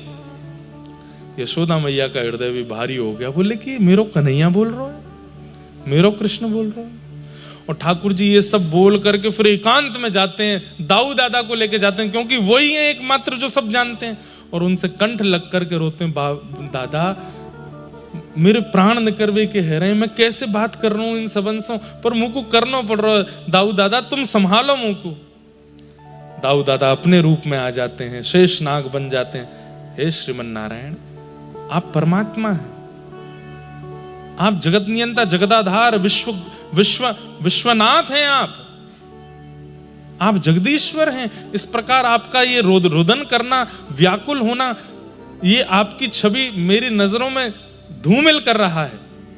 अरे होने दे छवि धूमिल, मैं इन ब्रजवासियों के बिना कैसे रहूंगा, यशोदा मैया के बिना कैसे रहूंगा? ये मधुमंगल श्रीदामा मर नहीं जाए कहीं मेरे बिना। दाऊ दादा आप तो सब जानते हैं, कोई ऐसी योजना नहीं बन सकती। बोले कैसी? कि परमात्मा की पदवी कोई और संभाल ले, तीनों लोग कोई और संभाल ले, और मैं सदा के लिए इस वृंदावन में ही बस जाऊं, इन ब्रजवासियों के बीच में, मुझे नहीं जाना यहां से। दाऊ दादा ऐसा कछु है सके? शेष नाग हैं, शेष तत्व हैं, जीवाचार्य हैं दाऊ दादा, अपने स्वरूप में प्रकट हो गए, ठाकुर जी की स्तुति गाने लगे। नहीं नाथ, इस प्रकार की भाव, आपको आगे लीला के लिए आगे जाना पड़ेगा। मैं हूं ना साथ में, मैं चलूंगा, कोई और रास्ता बचा नहीं है। आज पहली बार परमात्मा प्रेम के घेर में घिर गए हैं और सोच नहीं पा रहे हैं मैं क्या करूं। बंधुओं, ठाकुर जी को कोई नहीं बांध सकता, वो विश्व को बांधते हैं, लेकिन ठाकुर जी को बांध दिया ब्रजवासियों ने, इसलिए ब्रजवासियों के लिए सब माफ है, ब्रजवासियों के लिए सब अच्छा है। क्यों? इन ब्रजवासियों से ही बंधे ठाकुर जी, इनके प्रेम में बंध गए। रात में यशोदा मैया अंक में भर के लाला को सोई है, लाला परसों आए जाइयो, और कंस बड़ो खतरनाक है, बाकी ज्यादा पास मत जाइयो, दूर ते ही सम्मान लेके आए जाइयो। और मेरो लाला, अब मैं तो 11 वर्ष है गए अपने लाला के बगैर सोई ना एक रात, कल रात कैसे सोऊंगी मैं? मैया मैं भी तो ना सोया तेरे बिना, मैं कैसे सोऊंगा? अच्छा लाला कोई बात ना, एक रात की तो बात है, परसों तो लाला आ जाएगा। बोले हाँ मैया मैं परसों आ जाऊंगा। अच्छा चल मेरे अंक से लग जा। ठाकुर जी अंक से लग गए। यशोदा मैया के वक्ष पर ठाकुर जी अपना मुख पधरा करके गहरी सांस लेते हैं, मानो श्री यशोदा जी की अंग की सुगंधी को अपने अंदर ले रहे हैं, क्योंकि अब ये सुगंधी मिलने वाली नहीं है। यशोदा मैया के पेट को पकड़ते हैं, कभी भुजा को पकड़ते हैं, कभी गर्दन पे हाथ रख लेते हैं, कभी गाल पे हाथ रख लेते हैं। एक एक अंग का स्पर्श ठाकुर जी अपने अंदर समाहित कर रहे हैं। अब ये स्पर्श मुझे मिलेगा नहीं। बंधुओं, यशोदा मैया तो आंसुओं से रो रही हैं, तकिया पर सिरहाना रखे, पर ठाकुर जी आंसुओं को अंदर ले रहे हैं, क्योंकि मैं रोयो तो मैया तुरंत उठ के बैठ जाएगी। एक बात तो है बंधुओं, विश्व ने पूरे भक्तों का दुख गाया, मीराबाई का दुख सबने सुना, नरसिंह मेहता का कष्ट सबने सुना, सूरदास जी की पीड़ा सबने सुनी, जनाबाई का कष्ट सबने सुना, अरे यशोदा जी का कष्ट सबने गाया, किशोरी जी का भी विरह सबने गाया, गोपियों का विलाप सबने गाया, पर कृष्ण का विरह किसी ने, सबने नजरअंदाज कर दिया। किसी ने यह विचार नहीं किया कि वे कितने मजबूर हैं, उनकी पीड़ा कितनी है। बंधुओं एक बात बोलें, पीड़ा हो और आप रो दो तो समझो आपने पीड़ा का 20% भार हल्का कर लिया। पीड़ा हो और आप बिलखने लग जाओ, आप किसी से गले लग जाओ, या फिर 2-4 दिन तक भोजन ना करो, तो समझो आपने पीड़ा का 50% भार और हल्का कर दिया। लेकिन पीड़ा हो तो हंसना पड़े, पीड़ा हो तो खाना पड़े, पीड़ा हो तो सबके बीच जाना पड़े, तो समझो आप 1% भी पीड़ा को चित्त से निकाल नहीं पा रहे हो। कृष्ण ने ऐसी पीड़ा सही है, वो निकाल ही नहीं पाए। सबने टोक दिया, सबने कोसा उनको,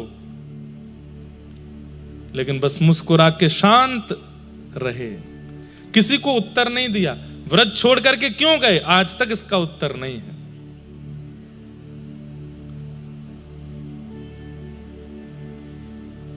ठाकुर जी प्रातःकाल का समय, नेत्रों में भयंकर आंसू भरे हैं, लेकिन बार बार पहुंचते हैं कि मैया को दिख नहीं जाए।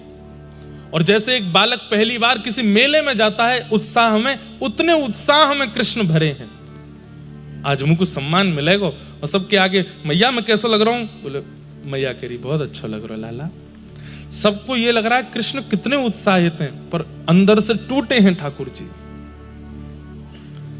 नंद भवन का जैसे ही द्वार खुला, जैसे आप संख्या में बैठे हैं, इससे भी 1000 गुना संख्या में ब्रजवासी खड़े हैं, लेकिन एक शब्द भी नहीं निकल रहा है, और सब बस एक दूसरे के ऊपर से ठाकुर जी को देख रहे हैं। सब लोग सोच रहे थे हम लोगों को देख करके लाला रुक जाएगा, पर जब ठाकुर जी को इतने उत्साह में देखा, सब ब्रजवासी बोले ये तो बड़ो आनंद में, ये तो जावे के काजी पूरा तैयार बैठो है। ठाकुर जी बाहर निकल के आए, सब ब्रजवासी से बोले अब मैं जा रहा हूं, कंस से सम्मान लेके आऊंगा। कल मैंने थोड़ी ज्यादा कड़वी बात कह दी, बुरा मत मानियो सब लोग, और मैं परसों आ जाऊंगा।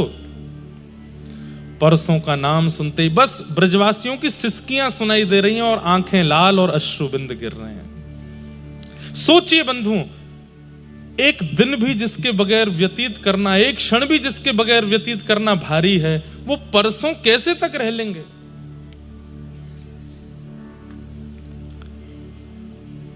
सब ब्रजवासियों के सामने से ठाकुर जी प्रणाम करते हुए निकल गए। किशोरी जी के पास गए, हे श्यामाजू आप तो सब जानते हैं, मुझे लीला के लिए आगे जाना पड़ेगा, मुझे आज्ञा दीजिए, अब मैं आगे लीला में प्रवेश करूं। किशोरी जी बोली, मुझे क्या बोलना चाहिए ये बता के जाओ, इसका उत्तर मैं क्या दूं? क्या मैं ऐसा कह दूं कि आप अपनी लीला अच्छे से संपादित करो? अगर मैं ऐसा कह देती हूं कि आप लीला अच्छे से संपादित करो, ये प्रेम का स्वरूप नहीं है।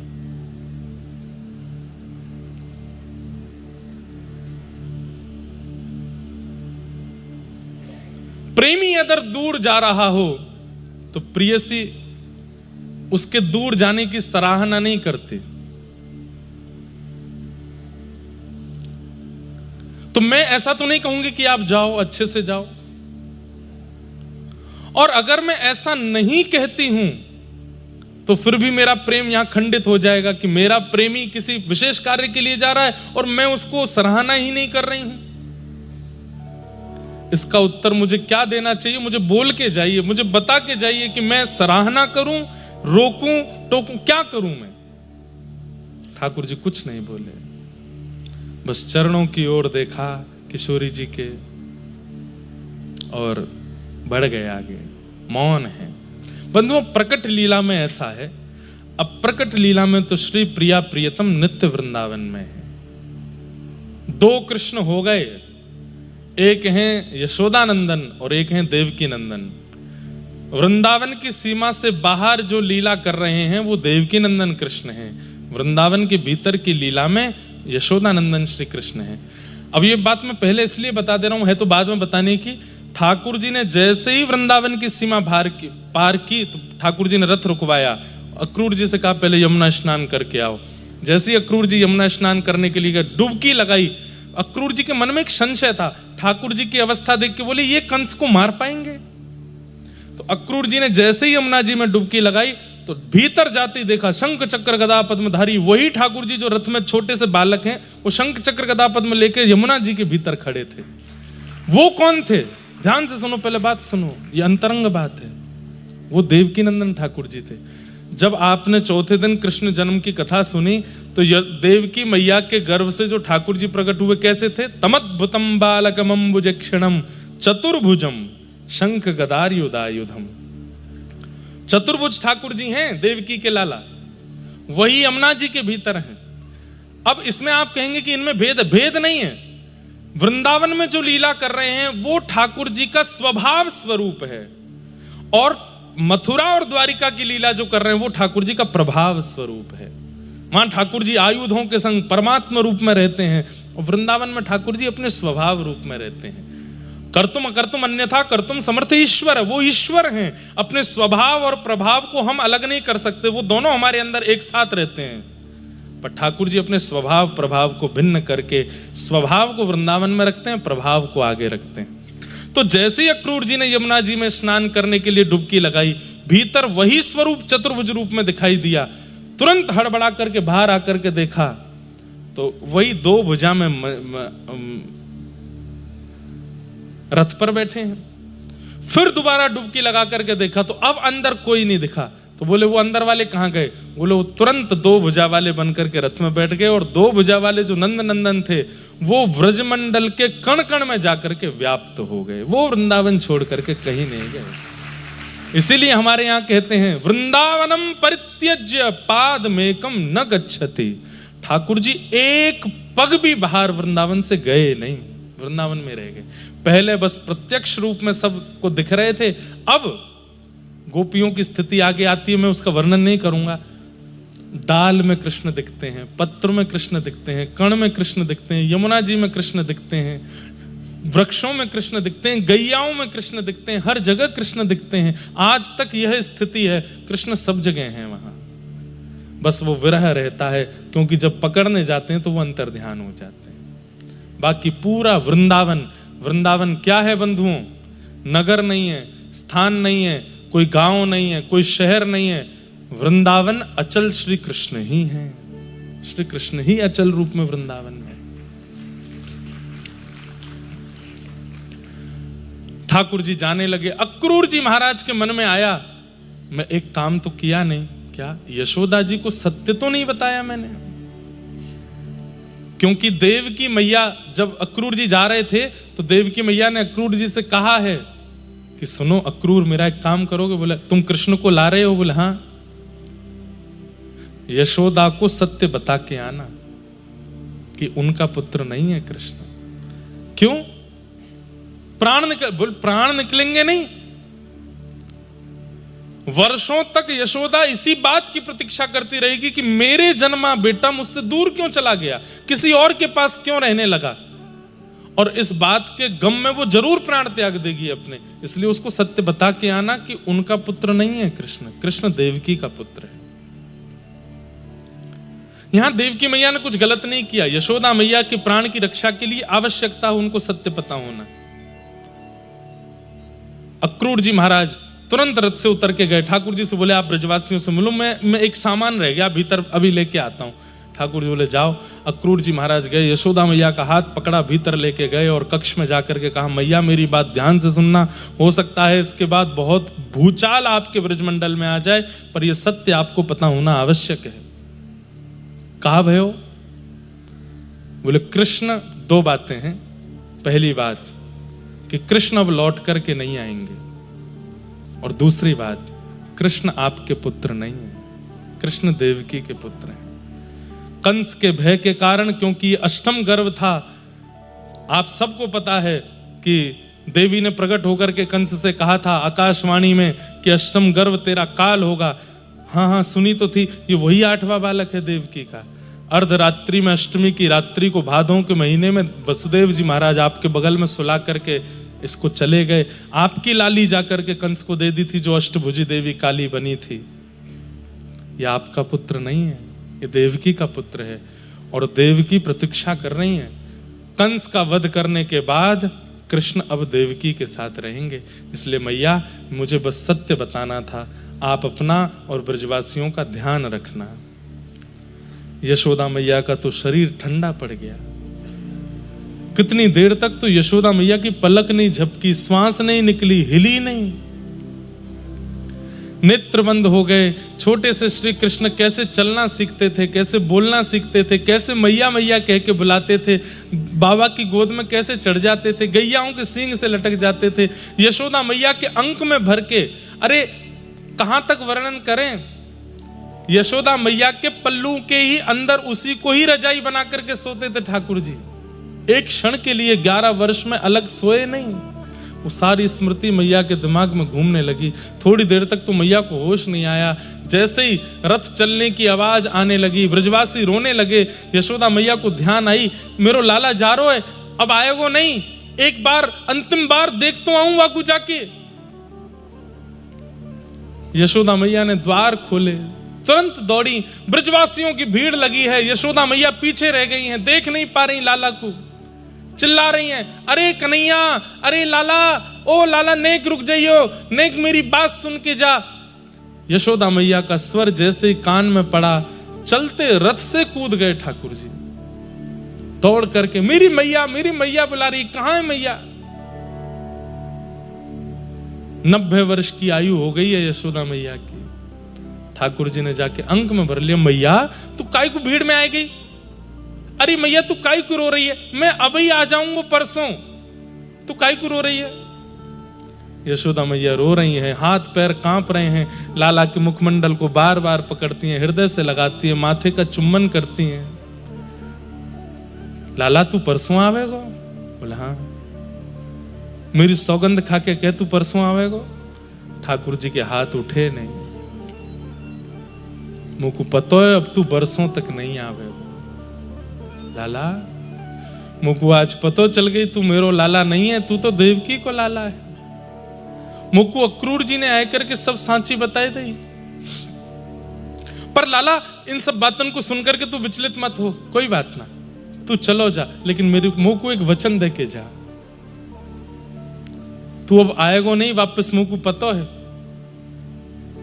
पर जब कभी भी तो को पतो चले कि यशोदा मरणासन अवस्था में है, यशोदा मृत्यु सैया पर है, मैं वचन ये दे रही हूं कि मैं तब तक अंतिम श्वास नहीं लूंगी जब तक तू नहीं आ जाएगो, पर तू भी वचन दे, तू को अगर पता चल जाए बस लाला अंतिम श्वास के समय मेरे पास आ जाइयो। मैं अपने कुंवर को देख के, अपने लाला को देख के, अपने कन्हैया को देख के, और तू बैठ जाइयो, तेरी गोदी में सर रख लूंगी अपनों। बस तू को देखते देखते लाला प्राण त्यागूंगी, क्योंकि मैंने कथान में सुनी है अंतिम में जो से सोच करके या जो देख करके प्राण त्यागे अगली जन्म में वो मिलता है। लाला तू या जन्म में मेरो लाला ना बन पायो, सौभाग्य तेने मुझको दियो कि मैंने तो को तेरो लालन पालन सब कियो, पर लाला अंतिम श्वास तो को देखते भय त्यागूंगी, तो कहा पता अगले जन्म में तू मेरो पुत्र बन के आवे, और फिर तू मेरो पुत्र बन के आएगा ना, फिर तू को कहीं नहीं जान दूंगी, फिर तू को अंग से लगा के रखूंगी। बस मुझको वचन दे के जा तू आवेगो। बंधुओं, यशोदा मैया की हालत तो फिर भी ठीक थी, ठाकुर जी टूट गए। आकाश की ओर देखकर के मानो महादेव ब्रह्मा आदि देवताओं को कह रहे हों कि मुझसे परमात्मा की उपाधि छीन लीजिए, मुझे नहीं रहना परमात्मा पद पर, मुझे केवल अपनी मातृ पद पर रहना है, मुझे इन ब्रजवासियों के हृदय पटल पर रहना है, मुझे नहीं जाना आगे। पर उपाधि बड़े लोग छीनते हैं, और यहां सबसे बड़े ठाकुर जी ही हैं। ठाकुर जी की उपाधि कौन ले सकता है? यशोदा मैया मूर्छित हो गई। ठाकुर जी ने ब्रजवासियों को बुलाया, मुल मैया को संभालो।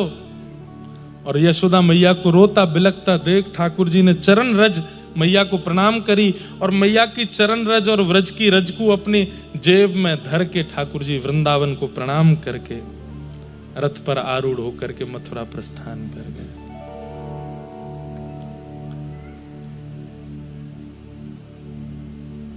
ब्रजवासी सोच रहे हैं लाला लौट के आएगो, लेकिन नहीं आए ठाकुर जी। मथुरा पहुंच करके ठाकुर जी ने कुबलिया पीड़ हाथी का उद्धार किया। क्रोध में है आज श्री कृष्ण, एक विचित्र प्रकार का क्रोध है जिसका अनुभव किसी को नहीं हो रहा है। मथुरा नगरी को ऐसी क्रूरता से ठाकुर जी देख रहे हैं, जिसने मुझसे मेरा व्रज छीना है, ये वो नगरी है। मथुरा बंधुओं ब्रज की राजधानी है एक प्रकार से, पर ठाकुर जी को उस समय भा नहीं रहा है। कुबलिया पीड़ हाथी का उद्धार किया, दर्जी का उद्धार किया, माली का उद्धार किया, कुब्जा 3 जगह से उसकी चरण उसका अंग टेढ़ा था। अब आप देखेंगे ठाकुर जी की लीला में पूर्ण रूपेण फ्लक्चुएशन आ जाएगा, बिल्कुल बदल जाएगी। अब कोमल श्री कृष्ण नहीं दिखेंगे, अब आपको थोड़े से कठिन कृष्ण दिखाई देंगे, क्योंकि अब देवकी नंदन कृष्ण लीला कर रहे हैं। ठाकुर जी ने जाकर के कुब्जा को जैसे देखा 3 जगह से कमर टेढ़ी थी, उसके एक पैर पे अपना पैर रख करके उसकी ठोड़ी पकड़ करके जैसे ही सीधा किया, कुब्जा सीधी हो गई। भीतर कंस के दरबार में प्रवेश किया। शिव जी के द्वारा दिया गया एक धनुष रखा था, उसको जो तोड़ेगा वही कंस को मार सकता है। ठाकुर जी ने दाऊ दादा से कहा, दाऊ दादा तोड़ दो। दाऊ दादा बोले, त्रेता में भी आपने ही तोड़ा था, अब भी आप ही तोड़ो, आप ही ये सौभाग्य रखो। तुरंत ठाकुर जी ने धनुष अपने हाथ में उठाया। आहा, सूरदास जी महाराज कहते हैं आज कृष्ण लीला में अद्भुत दर्शन हुआ है। बोले क्या?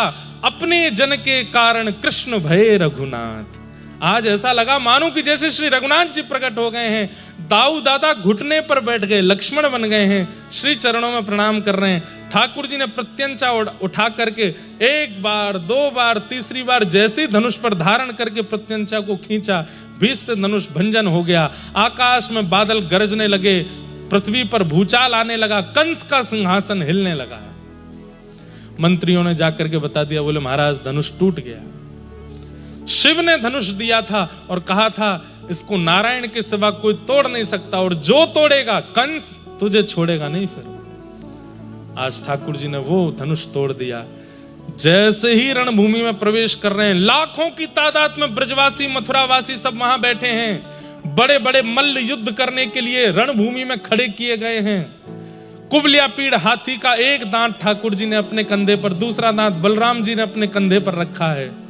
और दोनों भाई जब रणभूमि में प्रवेश कर रहे हैं, शुकाचार्य जी उस छवि का वर्णन करते हैं। मल्लानां अशनिर्णिनां नरवर स्त्रीणां स्मरो मूर्तिमान गोपानां स्वजनो सतां क्षितिभुजां शास्त्रा सुपित्रो शिशु मृत्युर्भोजपतिर्विराट विदुषां तत्त्वं परम योगिनां वृष्णीनां परदेवते तविदितो रंगम गतः शाग्रज। सबको ठाकुर जी अलग अलग रूप में दिखाई दे रहे हैं। मल्लों को ठाकुर जी मल्ल जैसे ही दिख रहे हैं, बड़े बूढ़ों को ठाकुर जी नाती पोते जैसे दिख रहे हैं, युवाओं को ठाकुर जी अपने सखा के रूप में दिख रहे हैं, कुमारी कन्याओं को ठाकुर जी अपने पति रूप में दिख रहे हैं, और 50 सिड्डियों पर बैठे हुए महाराज कंस को ठाकुर जी अपनी मृत्यु के रूप में दिख रहे हैं। अत्यंत कोमल शीलवान श्री कृष्ण के रूप को देख करके भी कंस को भय लग रहा है, आई मेरी मृत्यु। भगवान ने एक एक मुष्टिक प्रहार करके मल्लों का वध कर दिया। एक छलांग मार करके कंस के पास पहुंच गए, 2 भुजा से कंस को अपने भुजाओं में उठा करके 50 सिड्डी ऊपर से नीचे पटक दिया। कंस का वध हो गया और कंस मर्दन ठाकुर जी की जय जयकार होने लगी। बोल कंस मर्दन गोपाल की। ज्यादा समय नहीं लगाया ठाकुर जी ने, मतलब आंखों की पलकें झपक रहे हैं मथुरावासी, इतने इतने में तो सब खत्म होता जा रहा है। और कंस को भी उठा करके गए, जा करके नीचे पटका, उसके बाद ऊपर से छलांग मार के उसकी छाती पर कूद गए, वध कर दिया। अपने नाना अक्रूर जी का हाथ पकड़ करके ठाकुर जी रथ ऊपर सिंहासन पर ले गए, कंस का मुकुट उनके सिर पर धारण करा दिया और मथुरा के राजा अक्रूर जी बने, श्री उग्रसेन बने। भगवान कारागृह में गए, बंदी हैं माता पिता। 11 वर्ष 56 दिन बाद पहली बार देवकी मैया ने अपने लाला को देखा, हृदय से लगा लिया और बस पकड़ते ही कहा अब मुंह को छोड़ के ना जाएगा ना। ठाकुर जी कह रहे हैं कैसी विडंबना है, एक माँ को छोड़ के आया हूं और एक माँ को वचन देना है कि अब छोड़ के नहीं जाऊंगा। ठाकुर जी ने वचन दिया मैया अब नहीं जाऊंगा, अब तेरे पास ही रहूंगा। देवकी मैया को कारागृह से मुक्त करके मथुरा को सब व्यवस्थित कर दिया। 5-6 दिन बाद ठाकुर जी ने अब जिज्ञासा प्रकट की और वसुदेव जी से कहा, अब मैं सूक्ष्म में पूरी कथा विस्तार तक विश्राम तक ले चलूं, ध्यान से सुनिएगा। और कथा के अंतिम श्लोक 3 बार गाए बिना कोई भी नहीं जाएगा यहां से। सब लोग कथा पूरी सुन करके जाएंगे। समय तो हो गया पर आज विलंब से हुआ तो आधा घंटा और। तो ठाकुर जी ने प्रवेश जिज्ञासा प्रकट की और श्री वसुदेव जी से कहा पिताजी मेरी एक इच्छा है। बोले क्या? मैं लगभग 11.5 वर्ष की आयु मेरी हो गई, अभी तक मैं गुरुकुल नहीं गया पढ़ने, अब आप कृपा करके मुझे उत्तम शिक्षा के लिए गुरुकुल भेजिए। तब सांदीपनि उपाध्याय जी के यहाँ पर भगवान पढ़ने के लिए अवंतिका उज्जैन आए और वहां आकर के सांदीपनि उपाध्याय जी से ठाकुर जी ने अध्ययन किया। वहीं ठाकुर जी को अपने परम सखा श्री सुदामा जी मिले। अब यहाँ एक बहुत सुंदर कथा है कि सुदामा जी ठाकुर जी के सखा कैसे बने, किसी ने नहीं सुनी होगी, ध्यान से सुनना। सुदामा जी ये तो जानते थे कि ये परमात्मा है और ये बात लगभग पूरी दुनिया जानती थी उस समय कि ये भगवान है, परंतु सबको संशय रहता था, पता नहीं इसमें कितनी सत्यता है। सुदामा जी ने जब ठाकुर जी को देखा तो भक्त तो बचपन से ही थे, सुदामा जी को लगा कि ये परमात्मा ही है। परंतु ठाकुर जी की स्थिति क्या थी? दिन में पढ़ते और रात भर बस बैठे बैठे रोते रहते। यशोदा मैया की याद आ रही है, मधुमंगल श्रीदामा की याद आ रही है, नंद बाबा की याद आ रही है, मुकुंद वृंदावन की याद आ रही है, यमुना जी की याद आ रही, गोपियों की श्री किशोरी जी की याद आ रही है ठाकुर जी को। और जैसे ही कोई समीप जाता तुरंत ठाकुर जी आंसू पहुंच के जोर से खिलखिल करके हंसते, जैसे मानो कष्ट है ही नहीं। सुदामा जी ने इस भाव को परख लिया। सुदामा जी धीरे धीरे ठाकुर जी को खोल रहे हैं। सुदामा जी बोले अच्छा लाला, जब वन में जाते हैं दोनों विद्यार्थी पुष्पादि तोड़ने, तो सुदामा जी कहते हैं लाला मधुमंगल कैसे कपड़ा पहने? मधुमंगल को नाम सुनते ही ठाकुर जी, तू जाने मधुमंगल है? बोले ना मैं ना जानू, पर मैंने सुनो तेरो सखा मधुमंगल ऐसी ऊंची धोती पहने और ऐसे कपड़ा पहने और ऐसे बुरो सो ढांटो बांध ले सिर पे, बुरो ही है बिल्कुल, और ऐसे बाकी कलम रे मुंह पे गोबर सो लगो रे, और ऐसे अचक अचक के चले, ऐसो बोले। सुदामा जी पूरा समझ लेते हैं और फिर रात में मधुमंगल जैसा श्रृंगार करते हैं और ठाकुर जी के पास आकर के खड़े होते हैं। ठाकुर जी मधुमंगल, अरे मेरो मधुमंगल आ गयो, दौड़ करके हृदय से लगाते हैं। थोड़ी देर बाद पता चलती है तो सुदामा है। अरे सुदामा, तेने तो मधुमंगल को दर्शन करा दियो। अगले दिन श्रीदामा बन के आ जाते हैं, किसी दिन कोई भिंडला सखी गोपी बन के आ जाते हैं, कभी यशोदा मैया की तरह गोद में ठाकुर जी को लिटा करके यशोदा की तरह जो लोरी यशोदा मैया सुनाती, जैसे हाथ से सहलाती, माखन मिश्री रसोई से चुरा करके लाते यशोदा जी की तरह ठाकुर जी को। व्रजवासियों का जितना विरह था उस सब विरह की पूर्ति अगर किसी ने की तो वो सुदामा जी ने की है। इसलिए ठाकुर जी ने उनको अपना सखा बना लिया।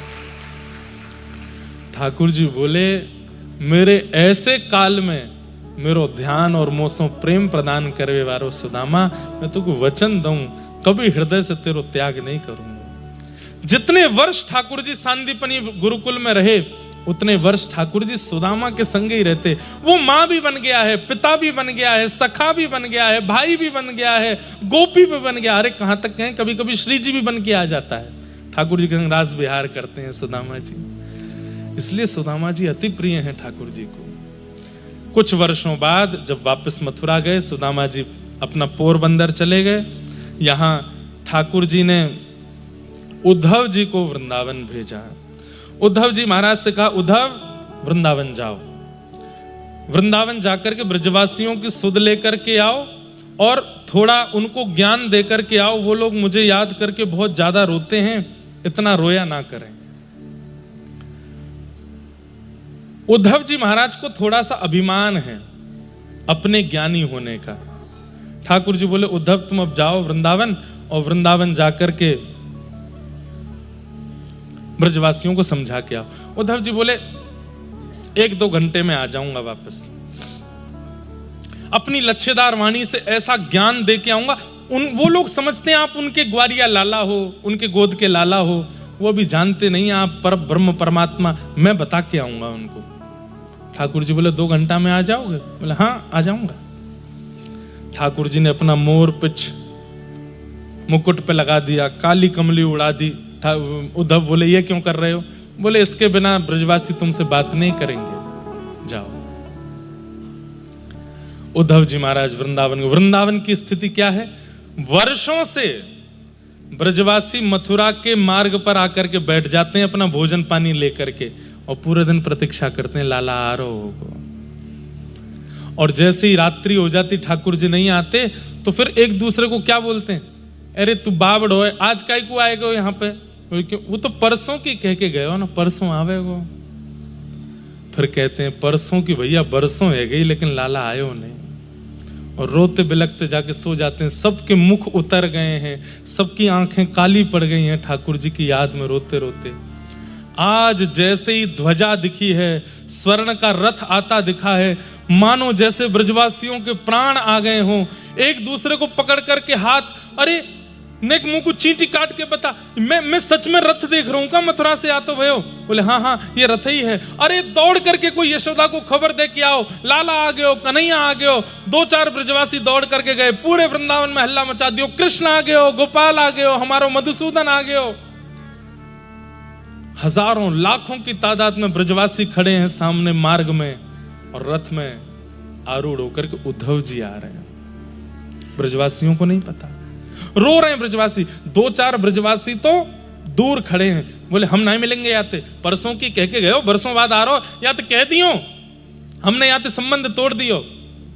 दूसरे ब्रजवासी बोले तू तोड़ ले, हम तो ना तोड़ रहे, हम तो जाएंगे मिलेंगे, हमारो लाला आयो इतने दिना में।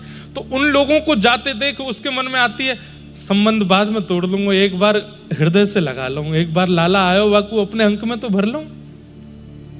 सब दौड़े, रथ घेर लिया। उद्धव ने अंदर से पूछा, ये रथ रोका क्यों? बोले आप बाहर आकर के देखिए। ब्रजवासी एक पलक झपकाए बिना देख रहे हैं, रथ का द्वार खुलेगा, कोई अंदर से बाहर आएगा। जैसे ही बाहर आए तो पहले मोर पिच्छ दिखा और फिर काली कमली दिखी, तो ब्रजवासी तो मान गए कि कृष्ण हैं। लेकिन जब मुखमंडल देखा तो गौर वर्ण और नेत्रों में वैसी चपलता, और वो कमल नेत्र जो ठाकुर जी के हैं।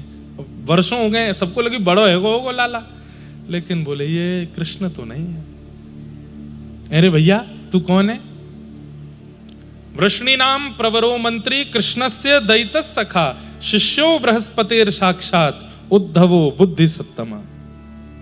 मैं वृष्णियों का महामंत्री हूं, कृष्ण का दैत्य सखा हूं, बुद्धि में बहुत प्रवर हूं, मेरा नाम उद्धव है। तो भैया तू काय खड़ा हमारे सामने, नहीं कितकू है जा लाला कुआन दे बाहर। उद्धव बोले कौन लाला? बोले कृष्ण। वो नहीं आए हैं, उनको आप लोगों की बहुत याद आती है, बेचारे बहुत परेशान रहते हैं, मुझको भेजा है कि जाके ब्रजवासियों को